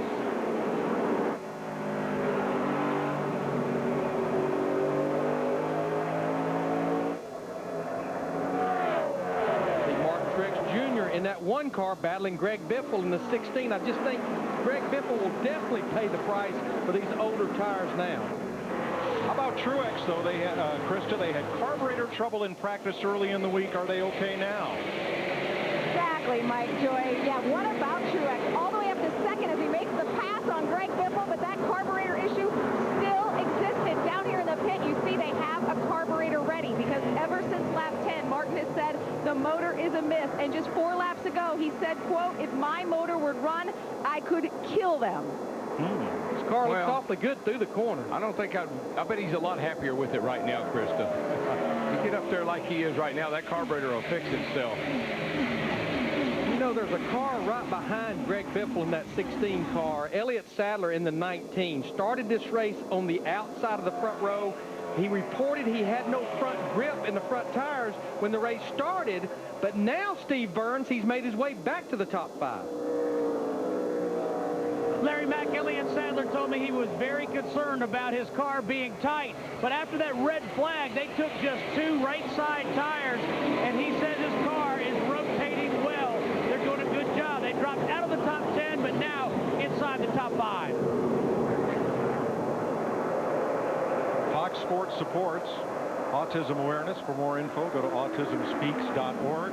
You'll see that puzzle piece logo on Elliott Sadler's helmet, Jamie McMurray's on the Impala pace cars used here and elsewhere throughout. We thank those organizations for their support of Autism Speaks. We talk about races within the race. We're looking at a race right now. Carl Edwards in the 99 car. He got the lap down because of the pit road penalty several laps ago. He's trying to get in front of that Red Bull car of Brian Vickers because then Carl would be the first car lap down. He would get that free pass should we get a caution. 1 lap ago, David Gilliland got a little sideways. Not sure he caught a piece of Carl, but had a big slide right in front of Clint Boyer. That's where he's actually trying to stay off of Carl. Got a lot of wheel into it, and the car just pushed loose. And David, of course, is a lap down. I think you'll see these guys drive harder when they're a lap down because they're trying to get up there to put themselves into that position to be the first car lap down. Another car we've not seen tonight, talked to him in the pre-race, and that is Kevin Harvick, who's worked his way up to 7th place. Matt? Mike, it's been a big work in progress for Kevin Harvick in the 29 team. He has been super tight most of the night. He's pitted 4 different times, and they have taken big swings at it every time. And now he says we are definitely headed in the right direction. I just need to have a little more of the same adjustment we made on the last stop. And this is somebody, if he can get his car right here, he should be pretty tough. He's won here in all 3 of NASCAR's top divisions. Well, again, not surprising. Some of the cars that were strong in the daytime, fading in the nighttime, and other cars like Harvick fighting their way to the front. Yeah, well, they started a little far back and deep in the field, but as the night wears on, they kind of inched themselves forward. He and his teammate Jeff Burton will probably be 2 that we'll notice as we go forward here. Dale Earnhardt Jr. has built about a little over a second lead over his former teammate of Martin Truex Jr. Elliott Sadler, we just talked about him. He was all the way up against the wall, Darrell. Yeah, he's got a tire. He's got a tire down there. He just looks like maybe the right front. There it goes, and there's the caution. Got a yellow now. Got a yellow, got a yellow, got a yellow, got a yellow. Sadler has drawn the caution. It is the 6th one of the night. Job all weekend, guys. Let's try to get it to the garage. Make sure we know what's going on. You hear it come loose? Yeah, pit 4. Worse than the tire. Yes. And that's a shame. You know, Elliott Sadler had a top 10 finish in the Daytona 500. They have absolutely just been terrible since then. I think this is a lot more maybe than even a tire problem. Yeah, it is. I heard him say take it to the garage. thought he had a tire. He went up the hill over there like something that happened to the, like a right front tire. Boy, Wow. Dave Whoa, Blaney in that 22 just squeezed by. But this is definitely the best run this team has had since leaving the Daytona 500.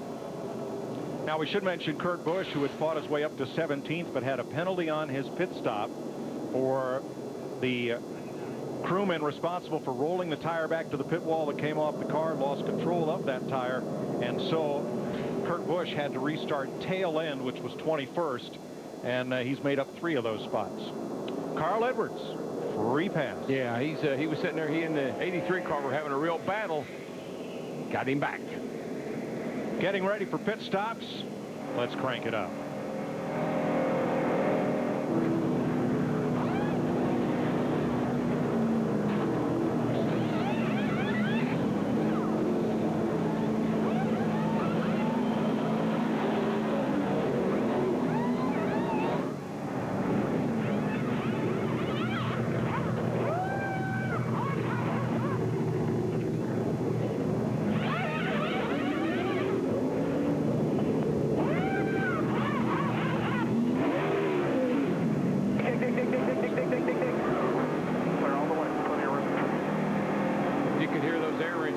Preventive maintenance there. I saw that one coming.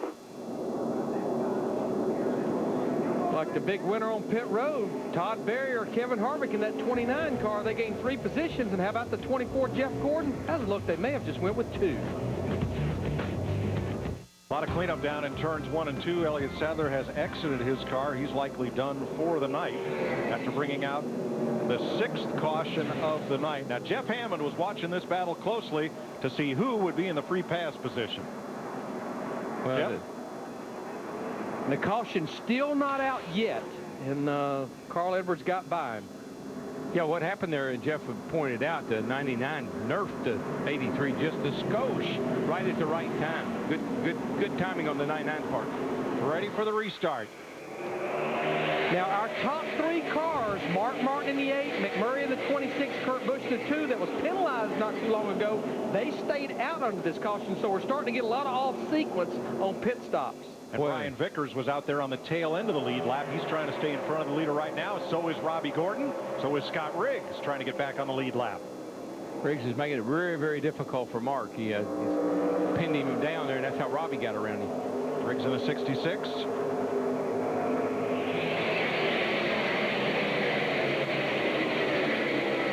You know, Mark Martin, I talked to him earlier today, and as I mentioned, he really wants to go to victory lane. Boy, you see Brian Vickers in the 83 sliding off turn 2. Yeah, and he just about slid Junior into the wall, too. But Mark Martin told me, he said he really wants to win a race driving for DEI, and he said, Larry, it's so hard to win one of these Sprint Cup races today. It's just hard. Robbie Gordon clears Brian Vickers. I think the 2 and the 88 got together over there, guys. Ooh, they're about to again. Getting a little tight. That's close. See Junior up there in the stay dry. He's trying to force his way into on the outside. It closes up. The track really gets tight right in there. I don't know if they ever touched or not. Then the next lap, Junior is about to thread the needle, and that hole just came right to a close, and here he is. Right behind, that's Carpentier in the 10, and Busch in the 2 right ahead of him. This is one of those places you have got to be so aggressive on the restarts and in traffic, because guys can hold you up and get you way behind. Dick Berggren. Elliott Sadler qualified on the outside of the front row, was having a good night, and then all of a sudden we saw you slow and then hit the wall. What happened? We just lost the motor, and I felt the lead, losing it going into turn 3, so I wanted to get out the groove and not roll down the track. So just a shame. My Stanley Dodge was fast tonight. We're running the top 10 all night. Great pit stops.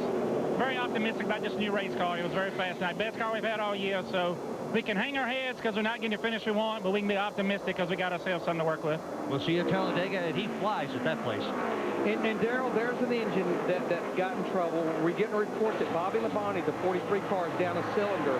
Normally this racetrack is not that hard on engines, but they've got a pretty low gear in these cars. We were seeing in practice 96, 9,700 RPM. Yeah, that's a lot of RPM for this racetrack. Well, there's anything wrong with that #1 car, Martin Truex, everybody's going to want their car detuned like that, because he's in second place to his teammate Mark Martin, 2 seconds off the lead, trying to hold Jamie McMurray back and Dale Earnhardt Jr. There you were pointing toward 3 and 4. Yeah. It was Kyle Busch. Kyle Busch car. He took off up the hill. I thought he was gone, but he saved it. There's Jimmie Johnson in the 48 car. Right now, he's trying to make his way back to the top 10. They've got off sequence on pit stops a little bit. Right now, he's back in the 11th spot, a little over 5 seconds behind leader Mark Martin. 5 seconds and a pile of cars between him and the leader. But you know, you're talking about Mark Martin in the 8 car leading the race right now, and his teammate running second. That's what Mark Martin is so good at. He's a teacher. He brings so much to the table. He comes to the racetrack, and he's a good guy to get information from, and that's really helping Martin, I think. So right now, Robbie Gordon in the 7 car, should we get a caution, he's back on the lead lap the hard way by staying out in front of the leader. Right now, the first car 1 lap down behind the leader, David Gilliland in the 38 car.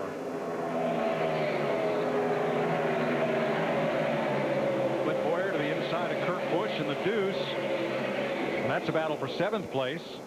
They almost got together. Here's McMurray trying to get away from Carpentier, who is 2 laps down on the board. Last time I watched the cars come down pit road, Mike, he's talking about they almost got together. These cars, in fact, they've been running on short track at Martinsville. Wheel marks all beat up down the right side. They're racing hard tonight. 3 of the Roush Fenway cars among the among the Ford movers. Matt Kenseth spent 40 laps in the garage, but is back out there still running. Out of the race, Joe Nemechek, J.J. Yaley, and behind the wall, Matt Kenseth, Ryan Newman, and Elliott Sadler. Jamie Mack holding his own pretty good there in the 6th spot after having a big moment down here in turn 1 earlier. And we're watching a battle between the Busch brothers. Kyle Busch that we're riding with, he just went by his brother Kurt Busch. Right now, that is a battle for about the 8th position behind Greg Biffle in the 16. And there you see Jimmie Johnson in the 48 car that has led right at 109 laps of this race, trying to work his way back to the front. Dick Berggren. Well, Kyle Busch has not been pleased with his car all night long, Mike, but before the last round of pit stops, he said that he really didn't know what they needed to do next. Car has gotten a bit better, but it just doesn't feel quite right. Matt Yoakum. And Dick, the guy right in his mirror, Jimmie Johnson, Chad Knaus made the call to put themselves back on the same cycle with the leaders. That's why they hit pit road. Slight track bar adjustment to tweak on that race car. And you know, with only 134 laps to go, you may only get a couple more chances to tune on these race cars. So the clock is ticking. 21 cars on the lead lap in Phoenix. 134 laps to go. Mark Martin out front. Hands driver tonight for this close call. Watch the 22 right there as he narrowly avoids Elliott Sadler. Close call. Allstate, are you in good hands? I think that's well deserving of that. Very well deserving. No glare in his eyes, just a car. 185 laps complete. There's Casey Kane 16th. And here's the point leader, Jeff Burton, coming in here. Now racing in 14th position, just ahead of Carl Edwards. And moving up to 13th on the number 2 of Kurt Busch. Yeah, Kurt Busch right now in this 2 car, he's paying the price, I think, for staying out on that last caution. And I think the guys are going to regret that this 99 car got back on the lead lap, because he's definitely marching back toward the front. He is, and I'll tell you another guy that's making a nice little quiet run here is the 11 car, Denny Hamlin. He slid into the top 5. We're 2/3 of the way in the Subway Fresh Fit 500 tonight. Jimmie Johnson's led 109 laps. Pole sitter Ryan Newman led 37. He's now out of the race. Mark Martin has been out in front for 24 circuits. And Dale Earnhardt Jr., the only other driver to lead this race, has led 17. It's been a race of comers and goers. And how about the 88, Krista?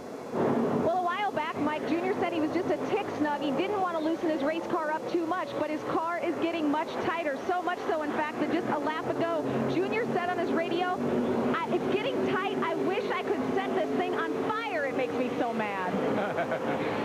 Well, It's been the theme of this entire race. We knew, now I think the track has went through that final huge transition. It's completely nighttime now, and the track has really cooled down, and this is where these cars are going to change handling. And now we have Carl Edwards in the 99 going by Jeff Burton, our points leader. That's a battle right now, no longer a battle for 13th. Now, this is a point in the race. Think back to last week. Junior got really mad at his car.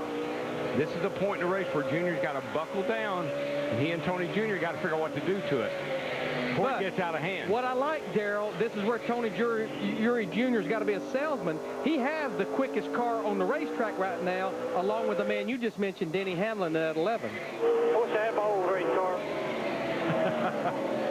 car. Junior soldiering on in third. He's 3.3 seconds off the lead. His teammate Jimmie Johnson is 8th, and here is Jeff Gordon in 10th. NASCAR Day coming up in May, and you can get your NASCAR Day pins at the Home Depot, and all pins sold this weekend will benefit the Make-A-Wish Foundation. Jeff Gordon has done over 200 Make-A-Wish visits, spends a lot of time with these kids, and a great cause. And all of the NASCAR Day pins sold this weekend will benefit the Make-A-Wish cause. You know what, Mike? On every driver's steering wheel, there ought to be a little sign that says, for the radio button, use this only in case of an emergency. Because drivers just can't resist using that radio. Now, Make-A-Wish is the Fox baseball support group. You know, we have Autism Speaks Out. That's Major League Baseball on Fox. Jeff Gordon was 21st when he got his lap back 42 laps ago, and he's now climbed into the top 10. As we look from Dale Jr. back at Kevin Harvick, another car that started off this race back in the pack and has now come on up into the top 5. I think Jeff Gordon being in the top 10 would be a moral victory. I mean, as much trouble as they had last week, they came in here, they didn't qualify that grade 11th. Running pretty good right now. Not bad, anyway. Harvick's car just keeps getting better and better. And you can see right there, he got down on that flat on that apron like Darrell's been talking about. It's a little different. Banking makes the car turn if it's tight. Get that old left front wheel down there and get some grip. Chevrolet in the front 4 positions, led by Mark Martin, 2.8 seconds ahead of his teammate, Martin Truex. Reagan coming in from the right side of your screen. Around he goes. He's going to just kiss the wall with the left rear corner. And that spin will put us under caution for the 7th time tonight. Right front tire down, Mike. You can see that as it recovers. Casey Mears got quite a scare and just missed Reagan. The free pass. We went a lap down. Yes, 10-4. The free pass will go to David Gilliland. He was the first car 1 lap down. Now, what's timely about this caution? We've got off sequence with everybody on pit stops. I think now everyone will come to pit road and get 4 tires here, and we'll have just a little over 100 laps to go when we restart it. I'd get back in my hole too, Digger. Gilliland was battling with Robbie Gordon to be the first car 1 lap down. Gilliland prevailed, and pit road is open. Dick Berggren. Mark Martin will pit out of the lead, and they continue all night long to call him the old man, but he is the fastest man on the racetrack. They are not going to change anything on this car except add fuel and 4 fresh tires. No wrench in the back, nothing.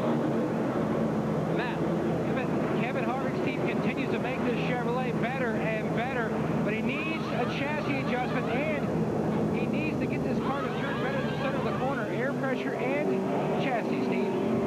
Jeff Gordon is tight in the middle and loose off. Air adjustment out of the right rear tire for Jeff Gordon. For Martin Truex, a half round down on the track bar, a half pound out of the left side. Small adjustments for Truex. Meanwhile, also an air pressure change for Dale Earnhardt Jr. Big move for Junior. +2 to the top of the board. That's important now. 8 car was just a little wee bit slow on left side. Yes. Good stop, guys. Here's your race off pit road as we're under caution in Phoenix. Fox is sponsored by Lowe's. For all your home improvement needs, Lowe's. Let's build something together. Green flag with 108 laps to go. Dale Earnhardt Jr. leading Mark Martin, Martin Truex, Denny Hamlin, and Kevin Harvick. Boy, this is when it's most intense on these restarts.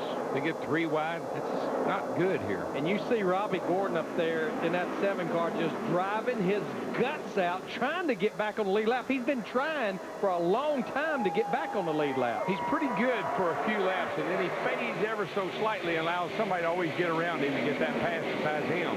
That's his yellow number 7, now 4th in line. First car 1 lap down. Riding with Tony Stewart right now in the 20 car. He's in the 11th position, just outside the top 10. And I know we've been talking about DEI, we've been talking about Hendrick, we've been talking about Gibbs, but right now, and we knew this was probably going to come to fruition, 3 of the Richard Childress cars, remember they're 1, 2 in points, Jeff Burton, Kevin Harvick, but all 3 of those cars are in the top 10 now. There you see Kevin Harvick in the 29 car. Right now, he's the highest of them, right now in 5th. But I've been impressed with Jeff Burton. I've been keeping an eye on him because every week he starts back and every week he ends up in the top 10. And he is moving forward at a nice clip. Started 39th. Now he's in 10th. He just got around his teammate back there. He just got around Boyer. There's Burton, the orange car. And one thing, he's been solid. Of course, he won Bristol, but he's completed every lap so far of the first 7 races. That's one big reason he's the points leader. And Kevin Harvick is in 2nd in the points. He's finished every lap but 1. And that's why he's in 2nd place. Richard Childress, high atop the hauler, looking over his 3 cars. Former driver turned team owner, won championships with Dale Earnhardt, and now has this 3-car team that will become a 4-car team in 2009. And I think Richard learned a lot when he went from 2 to 3. It actually hurt that operation for a while. I think he learned from mistakes. I think that's one reason he's already announced it here in the month of April. Well, the other reason, Larry, is there's a lot of drivers whose contracts are up at the end of this season, and knowing that there's one good ride that's open, the phone might start ringing out there in Welcome, North Carolina. Traffic jam. Reagan in the middle in the 6. There was a bit of contact there. And I tell you what, as we've mentioned, these cars are durable. You can do a little beating and banging on the side, but the one thing you have to be careful, we've seen a lot of flat tires tonight. In fact, that's what brought one of the last cautions out, was David Reagan with a flat right front tire. Well, these tires, they don't have interliners in them here on this 1-mile racetrack. They don't have to have. And that splitter, it sticks out just far enough. If you make contact in the right position, it can cut a tire down. You see Bobby Labonte there in the 43 car. We just talked about Richard Childress Racing. That's a sponsor that will go to that 4th team. It's not known what Bobby's future, but he's down a cylinder right now and still on the lead lap, running in the 18th position. Now, they did have the hood up a couple times on that race car.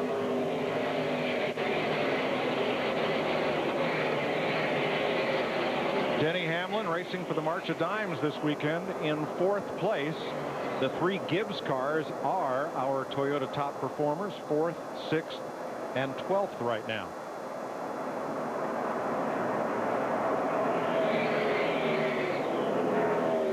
Marchforbabies.org. For Denny Hamlin, it's fundraising walk season for the March of Dimes. I just think this little car right here has been easing its way up through there, and I think we haven't heard the last of him. Not making a lot of noise yet. Nope. Joe Nemechek in the 78 car, who right now is being shown in the 43rd position. He's now back out on the racetrack. In 2 weeks, the fastest speedway on earth for the NASCAR Sprint Cup Series, Sweet Home, Alabama. Krista told us an interesting story during practice the other day about Robbie Gordon. He's going to go over to Paris for the makeup version of the Dakar Rally, which used to be the Paris-Dakar Rally, incidentally. And he's going to go there and go from the Champs-Élysées to Speedway Boulevard in Talladega, Alabama. A little bit of culture shock, but he's going to go get set up to run in France and then on the weekend off and then come back for Talladega. So only Robbie Gordon would try things like that. I mean, right. And he does it all the time. He makes it interesting, that's for sure. I will guarantee you we don't go to Talladega for 2 weeks, but they'll start piling in that place and setting up campers probably the latter part of this week. 500 miles down there. Staking their territory. A couple of cars that were strong early and now are mired mid-pack. Jimmie Johnson is 10th. Carl Edwards is 14th. And Matt, they both lost some spots on the last pit stop. The last round really cost him dearly, Mike, in track position. Before the race, Chad Knaus told his team in his pre-race speech on the radio, today you've got to play like the champions you are. No mistakes, because the race is so short, we may not have a chance to get him back. A small issue on the right side snowballed into a little bit bigger issue when they came around the left side. He restarted back in 14th. Meanwhile, the 99 of Carl Edwards, he was really rolling toward the front, but he had a tire roll out of the pit box. Carl saw it, lost a couple spots, but no penalty. Well, they've had some issues with that. Back at Las Vegas, they had an issue with that, so that's something they need to concentrate on. Well, the new rule this year is that the tire carrier must control the tire that comes off the car all the way back across the first half of the pit box so that tire gets to the pit wall. And I think that's a good rule, because we have seen tires bouncing up and down on pit road, getting hit by cars. Dover, Delaware, it's notorious because of how small the pit road is there. I think it's a great rule. I'll tell you something. We're going to have us a new winner tonight if things keep going like they are. And it's not going to be Dale Jr. It's not going to be 2 8s. It's going to be 1 8. That black car is fast. I've been watching the lap times. He picks up a 10th on Dale Jr. about every other lap. Let's follow him around from our aerial coverage provided tonight by Goodyear. For track-tested technology, get there on Goodyear Innovation. There's turns 3 and 4. You know, Larry, the DEI cars have run well here for a long time. And I think that setup must still be working pretty good. But we can tell, speaking of Goodyear tires, that the track is really getting better grip because it's really cooling down. When you look at basically our top 5 cars, they ran the fastest lap they've run in this race just within the last 10 laps. Sometimes waiting is the hardest part, and the other man who drives this car besides Mark Martin is Eric Almirola. And again, he must watch Mark wheel that car and await his next turn. Dick Berggren. Well, Mark Martin in second position right now, Mike rather, is doing very well, but there's still more speed left in that number 8 car. He said it needs to turn just a little bit better. Recall they made no adjustments to the car on the last pit stop. They will no doubt adjust it on the next one. And I think Eric gave that car a real shot in the arm when he finished 8th with it at Bristol. Had a little problem with it at Martinsville, but they really brought that car alive. As we mentioned, you may only get one more chance to make that car right. Possibly only one more stop. NASCAR and Fox in Phoenix, 84 laps to go. Dale Earnhardt Jr. currently with the lead. It's been 69 races, nearly 2 years since he has won. This, of course, the first year running for Hendrick Motorsports. Ask the Pros, built by the Home Depot on FoxSports.com. Gets better. Tony Stewart joining DW, Larry Mack and Jeff on the site. And we have problems on the track right now. Yeah, the caution is out right now. The 9-car Casey Kane has gotten to the outside safety barriers. Been up pretty bad. You can see the sparks coming out from underneath it. Casey Kane telling the crew that the whole right front has definitely been up pretty bad. Kane running 13th at the time of this and trying to stay in the top 12 in points. You can go to FoxSports.com, ask the pros, Greg Zipadelli, Tony Stewart, DW, Larry Mack, and Jeff, and they'll give you their answer. Let's listen on the in-car. Right sides are down.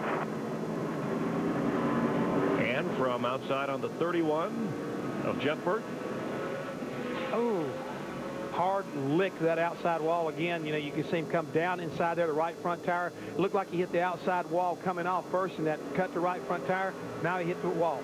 Drama building. Mark Martin hoping to win for DEI. It's been 30 races, and Junior hanging on. Here's Dick Berggren with pit stops. And Mark Martin said he just needs a little bit more grip coming off turn 4 if he is to beat Dale Earnhardt Jr., who he has been following for many laps since that last caution flag. The crew tonight has done a nice job, Matt. Kevin Harvick hits pit road in the 5th position, going to make another track bar adjustment. His biggest issue is the car just way too free now on exit, Steve.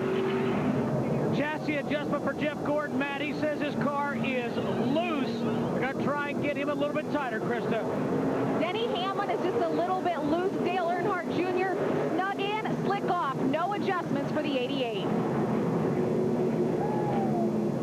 And we've seen pit problems tonight for some, such as Carl Edwards, but here, Jeff Hammond. Yeah, it looks like right now the 88 car, Dale Earnhardt Jr., they had a solid stop, came back out in first, followed very closely by Mark Martin in the 8th. Dale Earnhardt Jr. hanging on. Denny Hamlin moving on up.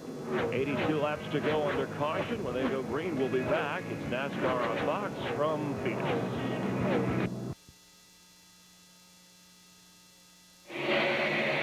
We restart with 80 laps to go in Phoenix. Kurt Busch got the free pass. He's back on the lead lap as Dale Earnhardt Jr. leads Mark Martin, Denny Hamlin, Kevin Harvick, and Kyle Busch. But Denny Hamlin in that 11 got quite a run through 1 and 2 on the high side, trying to battle right now. Mark Martin in the 8. Darrell mentioned the 11 car. I don't think we've heard the last of him. No, sir. He's been coming and coming and coming, and I've been watching him, and that car has been getting better and better, and that boy knows how to win on a track like this. Mark Martin's not going to roll over for him real easily, but I think Hamlin's got a great race car.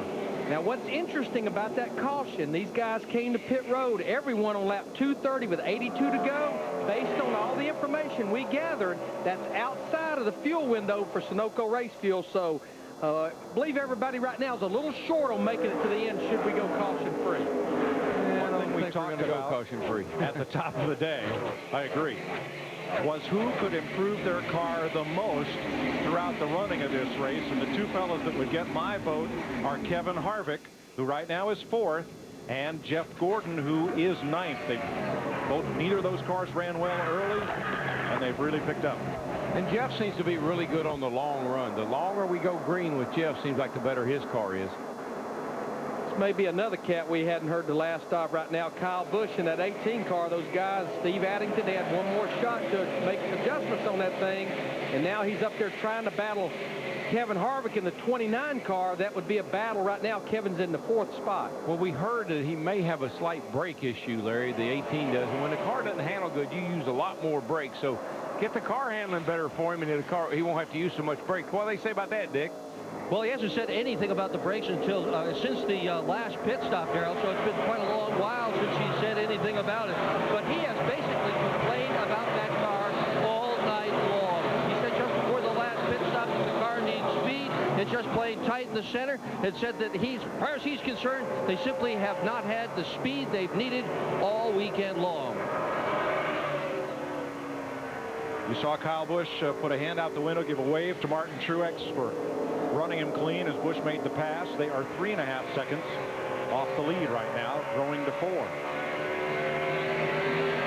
So Dale Earnhardt Jr. leads Mark Martin by just 0.4 of a second.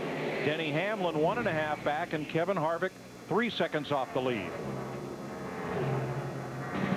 The Subway Fresh Fit 500 on Fox is delivered by UPS, the official express delivery company of NASCAR.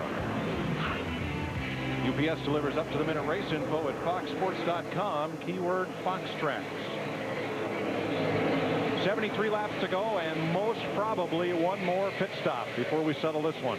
I'm going to tell you what, though. Mark Martin got passed for a moment by Denny Hamlin, that 11 car, but now he has pulled back up on the rear bumper of that 88 car. And I know we've got 73 laps to go, but just think about that battle right there. That car we're looking at, that's the car that Dale Earnhardt Jr., that number that he made. Position 2.5 back. He made 291 starts in, 17 wins. He left DEI because he felt like they were not going in the right direction. And here these two cars are battling for the lead with about 70 laps to go here at Phoenix. Kind of thought we'd see this at some point in time where he was going to have to race his old car. That's a lot of 8s right there. Tell you what, that 8 car is good through the middle of the corner right now. And I don't think any of these 100,000 people are sitting down right now. Darrell, looks like Mark's car is sweeping to through the corner, and Junior's car is taking little bites out of it. Yeah, I think what Mark's got, he's got that kind of almost like he's trying to diamond that great big old corner. In a little wide, down a little low, and back out a little wide. And it's really giving him good straightaway speed.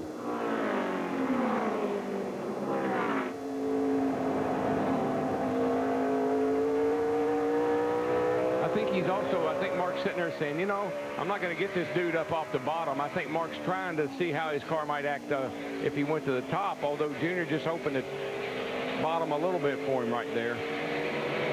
I think they're both sitting there saying, how am I going to beat this guy, and how am I going to keep this guy from beating me? These two cars right now that Mark has called him, they're actually pretty equal right now. Casey Kane has gone to the garage where he'll join teammate Elliott Sadler, Reed Sorensen, and Ryan Newman. 4 cars out of the race now. Great battle up front for the lead. Mark Martin has led 38 laps. Junior's been out in front for 58. Now you just saw, I just watched Junior. He's changed his line considerably. He's gone up the high side just a little bit, and it really has helped him. Battles all over the place. You see the battle in the upper left-hand part of your screen. That's a battle for 6th. The upper right-hand corner right there, that was a battle for 10th. What a comeback by Carl Edwards, Larry. I mean, goodness gracious. Get the lap down, get the lucky pass. Edwards lost his lap when he pitted under green, and the caution came out shortly thereafter. Watch what happens as Casey Kane comes off track here. Sparks and things flying, a little liquid. Ooh, spare part or two right up under Mark Martin's car. That looks like a brake pad. Don't know if it was or not. It looked like something like that.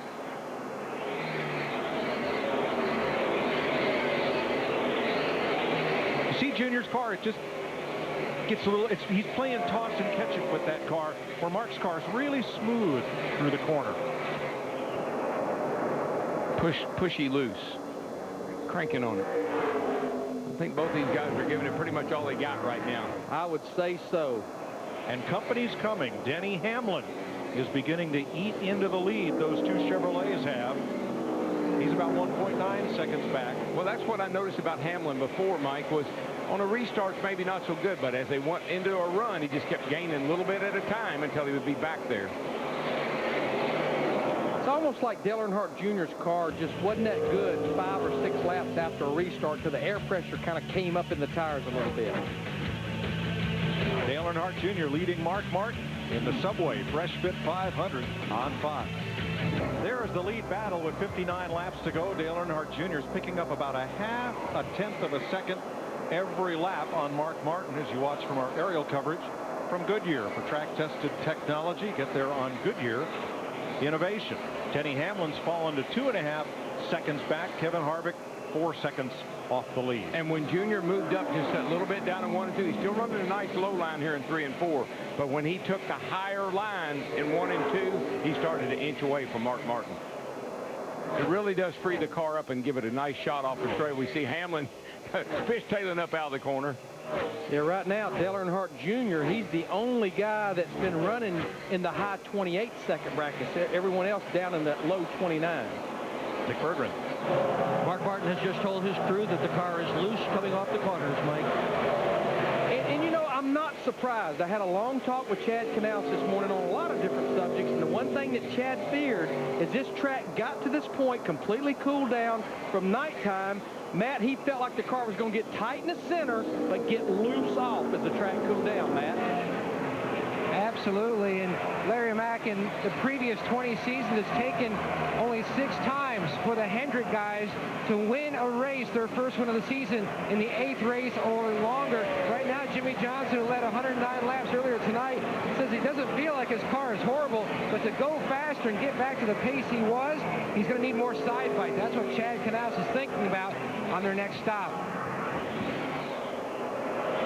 One thing that we've been talking about really all weekend is the fact that this is a fairly short race. And I certainly don't want to say that Chad Knaus made a mistake, but I just felt like when they stayed out back on lap 133 and then had to come to pit road the next caution and got way back in the pack, they've never recovered from that yet. It seems like, and these guys say this all the time, when you get back there in that traffic, it just really, really is hard to make any time. But right now, Jimmie Johnson is the only car lapping quicker than the leader, Dale Earnhardt Jr. He's coming up on Kurt Busch to put Kurt back 1 lap down once again. When you're almost 6 seconds back, though, it's going to take, I don't think, that time to catch him back.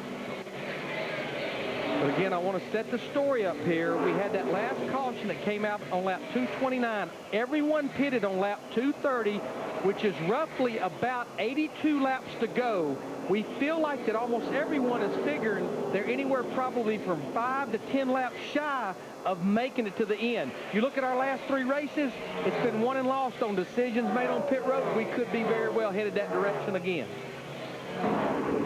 There will be some cars that try to make it. Yeah, I guarantee it. Why not? 53 laps to go. J.J. Yaley came back out of the garage area. He's picked up 2 spots since his return, as has Joe Nemechek. Matt Kenseth has picked up 5. There is the distance. 39 laps of Sunoco left in the tank and 52 laps left in the race. Well, that doesn't compute too good. That's even worse than I thought. I don't know if anybody could make it with that many laps. Well, Darrell, but the die is cast. If we have a caution, everybody comes in. If we don't, and everybody still has to stop, the outcome's probably going to be pretty much the same. Yeah, I agree. The question is, are there some people that can make it that far? That's the kind of throws the monkey wrench in everything. And then the big question is, Mr. Crew Chief, what are you going to do? If I come with less than 10 laps to go, I'm going to hold you there for about 2 to 3 seconds and just get you enough gas to get to the end. You know, one guy I want to make note of, David Rudiman in this 44 car. This will be the 3rd race he's been in this 44 car. They've had a lot of problems the last couple of weeks. He's had to come to the last 2 races and qualify on time. He has stepped up, and he has done that in this 44 car, and David is still on the lead lap in 18th position. And remember how tight the battle is back there to stay in the top 35 or to get there.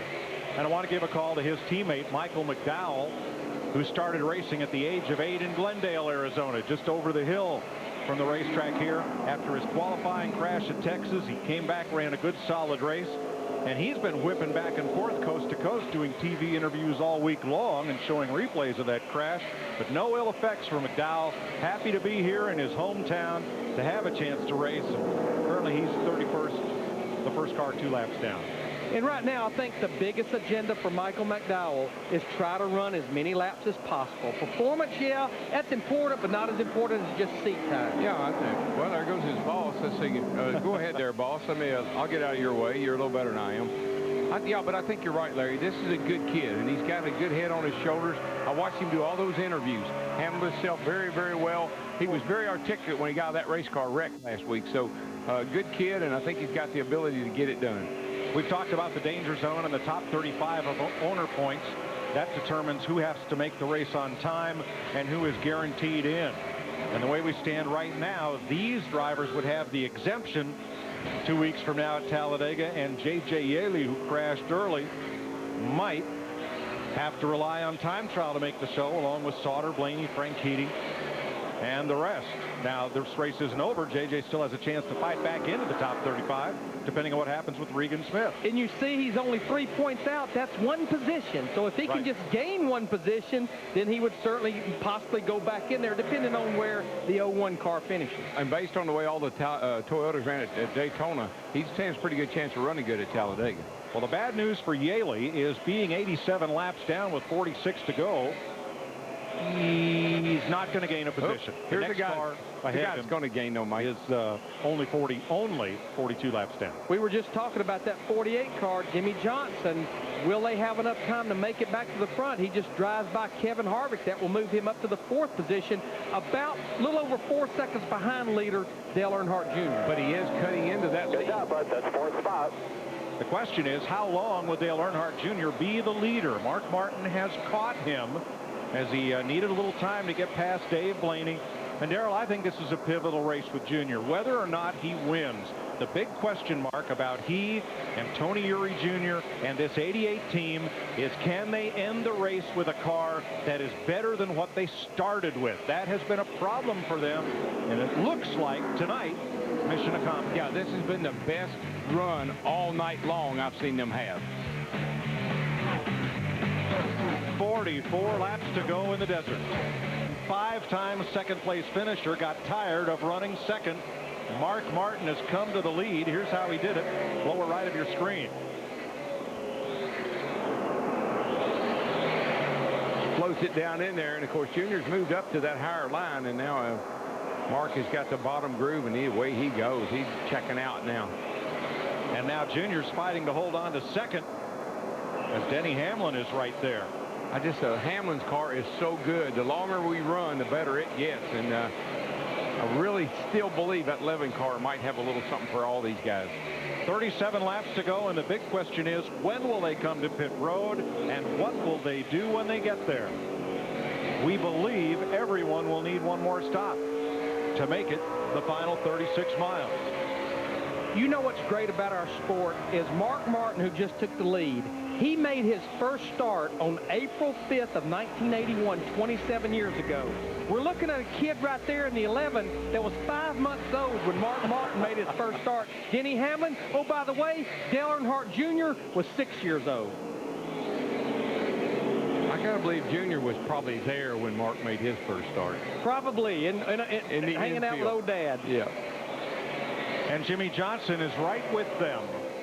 Boy, that car has really bounced back after losing 6 spots in the pits on the last stop, coming in 8th, coming out 14th. Now Jimmie Johnson is challenging for 3rd.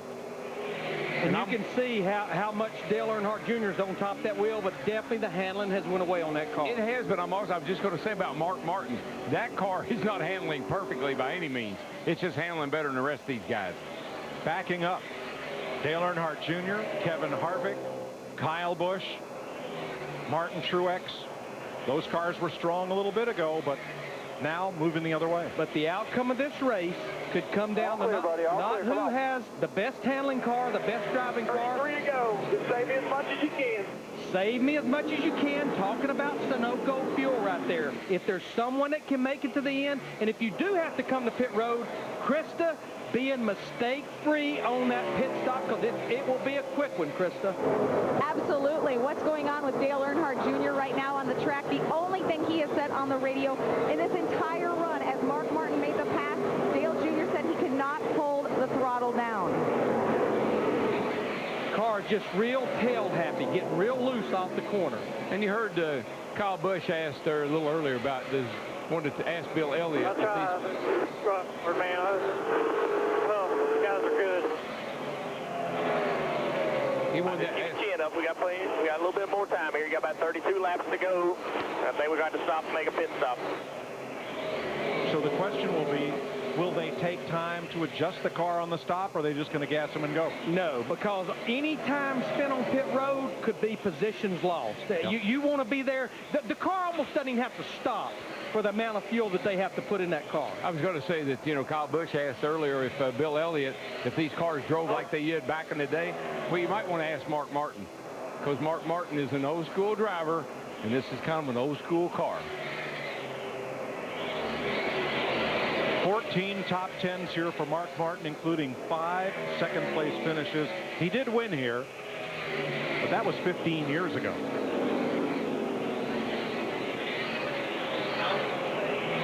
Now he runs a part-time schedule. 56 behind you. 30 to go. Our top 3 cars just ran a 29.55, a 29.56, and a 29.57 in that order. So I hope they don't throw a bogus one.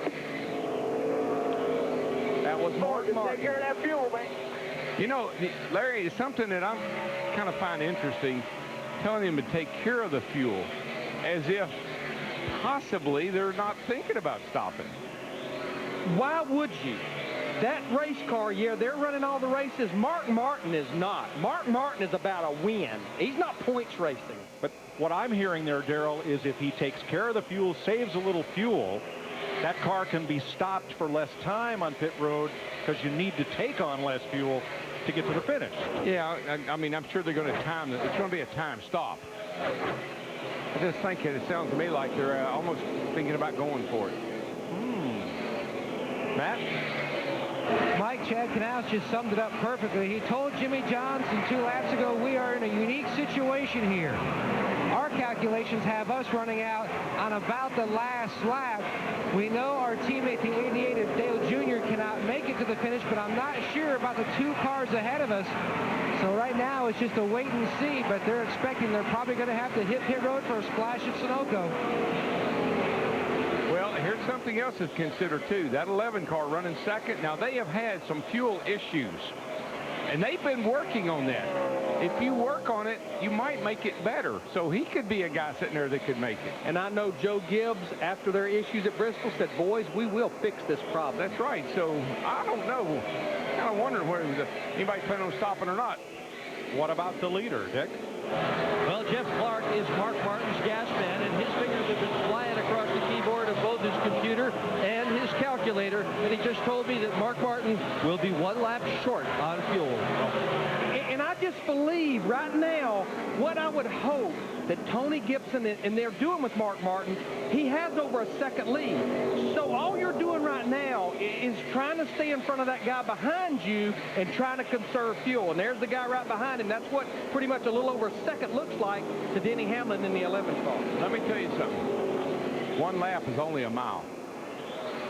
It doesn't take a lot of gas to go a mile. Well, they're getting about 4.2, 4.3 miles to the gallon. That's just a splash. That's all it is. Carl Edwards trying to take 6th away from Kyle Busch. Now, the problems that Denny Hamlin's team had were not so much fuel mileage, were they, as they were picking up all the fuel in the cell. It's when the fuel load got real low. But, you know, it's at bank racetracks a lot, and this doesn't have a lot of banks. Yeah, but the point is, they've been working in that area. When you're working in an area, you're going to make it better. So I think he's probably going to not only pick up a lot of all the fuel, he might have a little extra in there. Carl Edwards just took over 6th from Kyle Busch. What about his fuel, Matt? And Mike, that's the good news, that he's climbing back toward the front. The bad news, Robbie Reiser told him a few laps ago, the last calculations that we have, we are around 8 to 10 laps short on fuel. You're not going to make that difference. No, you can't. 1 lap, yes. They have to calculate it because the fuel tank, the fuel cell, is a rubber bladder. It is filled with foam, so in case of a puncture, fuel doesn't run out onto the racetrack, and therefore there's no way to get a fuel gauge in there, so you can't look at a gauge and know how much fuel is in the tank. And here's another factor. The racetrack is at its best right now, and the race pace is faster now than it was earlier. And the thing about it is, Mike, they measure, it's only the measurement of the gas tank. They have a dimension that the tank has to measure. They don't know how much it holds. So what you do is after you fill up the car with gas, you take that can that we just saw and you weigh it or otherwise measure how much gas was left in the cans, and then back into the calculation of how much you put in the tank, how many laps you ran, what your fuel mileage is. It's a dark science. But I'm going to tell you right now, when I look at our top 3 cars, we may have to stop. And that 48 car is carving into the lead. It wasn't that many laps ago. He was all 4 to 5 seconds behind Mark Martin. Now he's only 1.5 seconds. All you have to do if you do come to pit road is just be there for a second. So that could well determine who wins this race. I think what Mark is seeing is possibly his fuel pressure gauge is fluctuating, and he's saying we may have to stop. That's the first indication that you're about out of fuel. Have to stop, Mark. Everybody. Yeah, I can't chance it. Yeah, they've redone the calculation. They're afraid to gamble. This has all the look, though, that we're going to have some people stretching it. We're going to have some that barely make it, possibly, if we don't get a caution. I bet we'll have several that are running out of fuel in those last 5 laps. Yeah, it's not the 2 seconds that you're stopped on pit road. It's getting in and getting out of the pits at the pit road speed limit is really what will cost you a lap. And we said earlier, you can't make a pit stop here. I don't care if you just shoot a little gas in it and not go a lap down. Right. 19 laps to go. Mark Martin, 3/4 of a second up on Denny Hamlin. Jimmie Johnson, another 4/10 back. Dale Earnhardt Jr. Not fair. 3 seconds back. Heads up. You're fine. Just keep running. Everybody's got to stop. Heads up, that 48 car is by far the best car. I mean, he's going to look like he's going to take the lead here shortly, but I don't think that's the issue. The issue is the fuel situation right now. Well, we haven't heard a lot out of them other than they were going to be 1 lap short, and I believe 1 lap. And you can't half throttle these cars, Darrell, because you lose time and you risk burning up the engine. So you've got to run the car reasonably hard, and that uses starting fuel. to get frustrated with the 42 up here. And there you see now Jimmie Johnson. The top 3 are right there together. And as I mentioned, 25 laps ago, he was 4 seconds behind Mark Martin. Traffic's going to be an issue a factor now. There's a lot of cars. A lot of cars here in the front of the leaders. And Denny Hamlin may be headed for pit road in a couple of laps here. Now, let me say this, Mike, and Darrell, I think you'll agree with me. If you know you're going to have to stop, don't stretch it too far. Go ahead and get there and get that fuel and get on out of there. Do not run the risk of running out if you know you can't make it. Yeah, because every time I ever try that, I'll run out in turn 1. We're possibly hearing that Denny Hamlin, that 11 car, may be coming. Here he comes. Here he comes. This is with 15 laps to go. Hamlin came in here 7th in the point standings. It's a no-risk stop for Hamlin, but it drops him out of the top 3. Tires, a little over half a can of fuel. 2 tires he's going to take.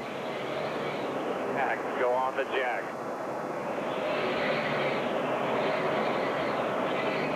I think we'll see most of these cars when they come to pit road. I think they will do the fuel only, especially if we get down less than 10 laps to go, which we're coming to 14 laps to go. Look at all that brake does, man. They're using some brake. 7.1, 2 tires and a little fuel. Now, here comes the 1 car. Remember, that is a DEI car, a teammate to Mark Martin. Now, will Mark Martin's team be able to learn anything from how much? Well, they won't know how much was left in Truex's tank because he's not going to take a full tank of gas. No, they're just going to splash and go. Dick, how about the leader? They got to be getting nervous. Oh, boy, they are really nervous down here in Mark Martin's pit. He has just told the crew that he has saved some gas, Mike, but no doubt they're thinking about 2006 when they ran out of gas, when Mark Martin ran out of gas with victory in sight. 13.5 laps to go. And here comes Tony Stewart in the 20 car, of course, a teammate to Denny Hamlin, who was just on pit road. And this comes with about 12 laps to go. And those are Toyotas, so maybe they don't get quite the mileage that the Chevrolet or the Ford does. This moves Carl Edwards up to 3rd. What a comeback. Goodness. 38 just, I don't think he even stopped. He shot fuel in and left. And here's Tony in. Dale Earnhardt Jr. will come in. Oh, he stalled it. May have been out of gas. He did that last week. Uses up some precious time. Here comes Junior. Jamie McMurray's in. Junior will surrender 4th place to make his stop. And Mark Martin may pit in 1 lap with 10 to go. 2 tires. Make sure your tires are back. Nice and smooth here. Jimmie Johnson catching the leader. And what will Mark do? Whoa, babe, whoa, whoa. Krista? Dale Jr. knew it was going to be close. The team estimated they were about 2 to 3 laps short, so the 88 had to come in for 2 tires and fuel. And Mark Martin is in the pit, and they are going to put outside tires on this car as well as putting fuel in it. And it's a longer stop than would be necessary if it was fuel only. That will hand the lead. You see it there to Jimmie Johnson in that 48 car. We'll be coming to 9 laps to go. This time, Carl Edwards 2nd, Kevin Harvick 3rd, Kyle Busch in 4th, and now Greg Biffle in 5th. With the success that Hendrick Motorsports had with the car of today platform in the 16 races we ran it last year, who would have believed we'd be 8 races into the season and Hendrick had not yet been to victory lane? No, but they're back on track now. And even tonight, Jeff Gordon, we see coming on pit road, he's had a good night tonight. And that's another Hendrick car. Jimmie Johnson, a Hendrick car up there leading the race. Now here comes Carl Edwards in the 99 car. He'll be coming to pit road here as we come to 8 laps to go. I tell you, of all the people that have come to pit road, Carl Edwards nailed it. He come off turn 4 and he was hot, but he got her woed up. Now I think they're just going to dump fuel in the 99 car. We're here in about 2 seconds. That's not even hardly stopping the car. 1001, 1002. There you go. 1, 2. Good call right there. Good call. I like that. That could be the You gotta race wait till I winner. said go, man. I hope I got enough fuel in there. Uh-oh. I hope so too. I hope so too. He's got to run 8 more laps. And that couldn't have been more than a gallon or 2. Harvick up to 2nd place, and we're told out of fuel. But he's on pit road. So Jimmie Johnson, 7 laps to go for that 48 car. Flash, gotta do it. Somebody needs to be talking. I kind of like what Jimmie Johnson is doing, Chad Canals. Let everybody else stop, and let's see where we are. But he has over a 10-second lead over now the second-place car. He can really slow this race car down now. It's a gamble, big gamble. When you see everybody else on pit road at this point, and you're still going. And here's Clint Boyer in second place now. He has not yet stopped. His teammate Harvick just ran out of gas. And can't get it recranked. Remember, Kevin Harvick came in here second in the points. They have to push Harvick, and he still has not restarted. There's the difference right there. Almost close to a half a lap between first and second place. But now I'm just not seeing the pace slow down on this 48 car. Harvick finally got refired, Larry, but he lost about 10 seconds after that car stalled. We've got 5 laps to go now.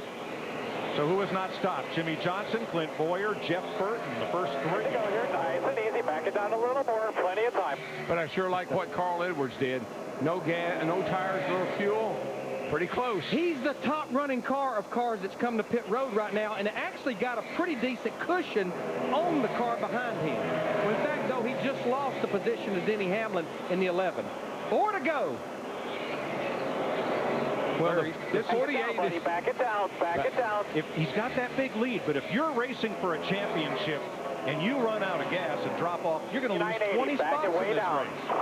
Way down. That's what Chad Knaus is telling him. You're not racing Kevin Harvick. You're not racing those guys. The guy you're racing is 10 seconds behind you, plus you've got to make it for 3 more miles. And that's a third of a lap. See, he just ran 30.48. That's a second slower. That's what he needs to do right there. Going on a second a lap. 30.40. 3 to go. Back it way down. 2 seconds a lap. Give me 2 seconds. He can slow it down to 31 seconds. 32 seconds now. Roughly about 2.25 laps to go. Way down. Boy, this is high-stakes poker because if he runs out of gas, he's going to drop to about 25th. Way down. 2 to go. We got a 20-second lead. 20-second lead. 30.68. Finish line. 2 to go. He actually doesn't have a 20-second lead. It's about a 9 3/4 second lead, so he can slow down 2 seconds. He'll only have 20 seconds. Way down. And Boyer's going for it.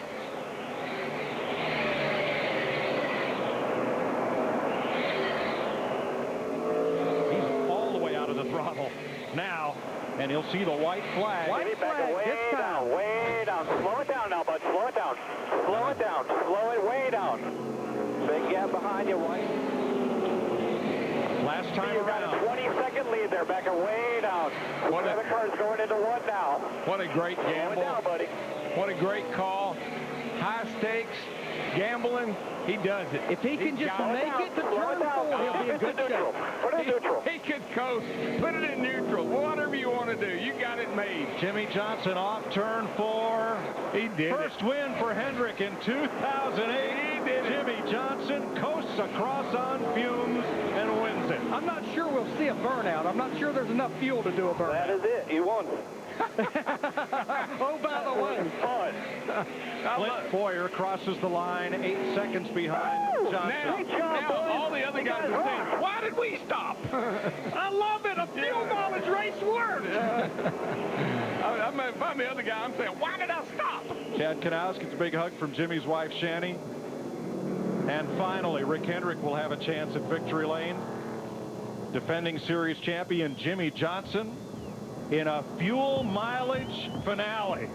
Now, Denny Hamlin came out on top of the cars that had to come to pit road. He did make his way back to third. That's 3 consecutive top 5 finishes for him. And Mark Martin, who just had this race in the bag, he finishes 5th. And Jeff Burton, who started 39th, he finishes in the top 6. Chevy congratulates Team Chevy driver Jimmie Johnson on winning at Phoenix. From Chevy, an American Revolution. Larry. Plenty of fuel. Burnouts with? I told you not to worry, Larry. My calculator is wore out. I'm telling you. I knew we could make it. I knew somebody could make it. Here's Matt with the winning crew chief. The calmest guy on the pit box. How fun was that? And on top of that, you still had plenty of fuel to do the burnout. That was a lot of fun. You know, winning races in this series is so difficult to do, and this Lowe's team has just done a phenomenal job. You know, I'm so proud of everybody at Hendrick Motorsports, the effort that's been put into getting these teams running back up front. And I think with what we saw tonight with the 88 running up front and the 48 running up front, you know, I messed up. There's no doubt about it that when everybody else pitted and I stayed out, and we had to make something happen, and that was cool. That was really neat. When the 07 was behind us and he was like 10 seconds back, that's when I knew we had it, so that was cool. And Mike, I hope our Fox HD cameras can get you all the smoke here, the ambiance on top of the pit box. You bet, man. Jimmie Johnson becomes the 5th driver to score back-to-back victories at Phoenix. And it's the 3rd straight win here for Rick Hendrick. Mark Martin has got to wonder about what might have been tonight.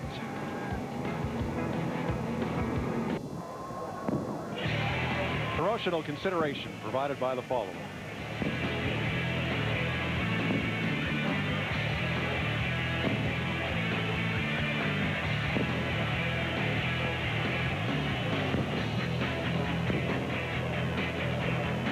Tonight's Sprint Mobile Monster Moment.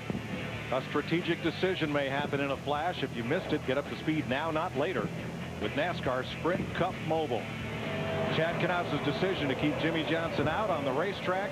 He had plenty of fuel to do burnouts, but not enough to do his Polish victory lap. He did that one in front of the wrecker, pushing him all the way to victory lane, where Chris Devoda is with the winner. It has been the pressing question. When would Hendrick Motorsports make it back to victory lane? Jimmie Johnson squashes it, and you do it by basically creating a giant math problem out there. How close were you guys on fuel? I ran out of gas in the backstretch. We're back, and we've been working very hard to get back, and I couldn't be more proud of everyone at Hendrick Motorsports. I wish Rick was here, and I just was talking to him on the phone, but there's not a group of people that work harder, and I'm so proud of my guys and everybody at Hendrick. Lowe's and their support. This Impala was awesome tonight. We got off cycle and got a little behind there, and had to drive to the front, still ended up saving gas to make it. When we were here 6 months ago, Jimmie Johnson was in victory lane. He does it again. The drought is over for Hendrick Motorsports in the desert. Dick Berggren?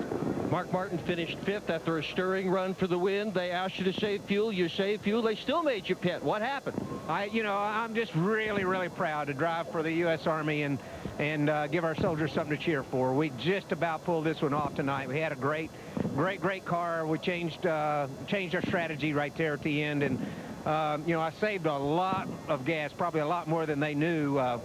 We had such a spectacular car there at the end of the race. I didn't have to run it hard. There were a lot of laps that I didn't get the throttle wide open on the straightaways, and but you can't stop if somebody else stays out. So it's a privilege to drive for these guys. I want them to keep their chin up because we can win some of these races. Yes, you can. Matt Yoakum. 34th to 4th for Carl Edwards, a huge work. I don't think anybody passed more cars, but a big team effort to get you back. Oh yeah, a big team effort. You know, we had a little bit of some sort of miscue. We got a penalty, and then we had one more problem in the pits, but the Aflac guys did a great job. Robbie made a great call with 2 tires to get us back on the lead lap.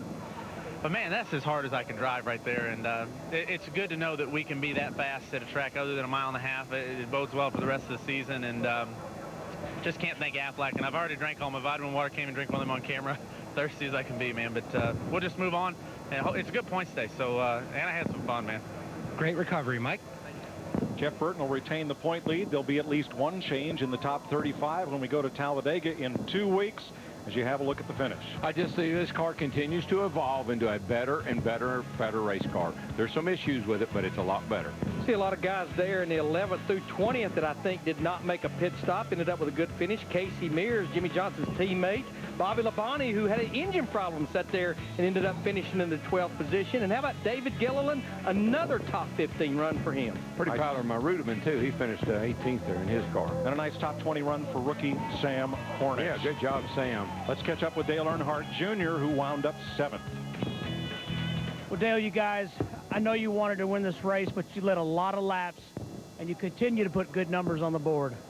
Yeah, it's important. I got to, first off, congratulate Jimmie. He had such a super car, and we actually used some of the things they were liking about their setup and fused it into our car yesterday afternoon, and that helped us out a lot. A lot of good information going back and forth. Hope Rick's happy about the win. I'm happy about it. I'm glad that we got one, and that usually means there's a lot more to come. And I'm proud of my team. My guys, they had some great pit stops, and we beat some guys off pit road. We got to lead some laps and run up front. I just, everything flipped the switch there at the end, and the tires were gone, and we just sort of lost a little bit there to them. Proud of my guys, though. They did some great adjustments, and we got another solid finish, and Hendrick comes away with a win, so pretty happy. Enjoy your week off. We'll see you at Talladega. I'm going to enjoy it. Hope everybody else does, too. We got to recharging batteries. Got a long stretch of racing to go, and we got to get ready for it. Thank you, man. Thank you. Disappointment at Dale Earnhardt Jr.'s voice. 70 races now he's going to hear about without a win. Jeff Hammond, as we take a look, and we'll have that open week before Talladega, but that cutoff point, the danger zone, guys like J.J. Yaley, Dave Blaney have some work to do. They have some work to do, and they've got to go to Talladega here in a couple of weeks and qualify, and it's going to be a pretty tall order, and it'll be interesting to see who comes out on top. Let's take a look at the points. So 8 races through, and you knew it was just a matter of time before Hendrick Carr pulling into victory lane. Jimmie Johnson winning here with 120 laps led. Dale Earnhardt Jr. 87 laps. And Jimmie 4th in points. Pretty much the top 12 remaining unchanged, even though Casey Kane and Ryan Newman had some tough runs today. Yeah, all those guys stayed in the top 12, but a little bit of shuffling around. Jimmie Johnson moves up a little bit. Dale Earnhardt Jr. moved up a little bit. So, again, you know, it's very early in the season, but it's starting to shape up who's going to be probably in contention for the chase. And it's early in the baseball season, 3:30 Eastern, 12:30 Pacific next Saturday. Some of the matchups you'll see in high definition only on Fox. And in 2 weeks, it'll be from Talladega. Remember, Jeff Gordon had to hold off teammate Jimmie Johnson last year to win. Coming up next, late local news or Mad TV, depending upon where you're watching from. So Dale Earnhardt Jr., Mark Martin flirt with victory, but in the end, Jimmie Johnson and Hendrick Motorsports pulling out the victory. Don't be surprised in a couple of weeks if you don't see Dale Earnhardt Jr. challenge for the win when we get to one of his favorite places, Talladega. For Jeff Hammond, Chris Myers, remember in your prayers the family and friends of NASCAR official Brianne Davis, who passed away this past week. Thanks for watching NASCAR on Fox.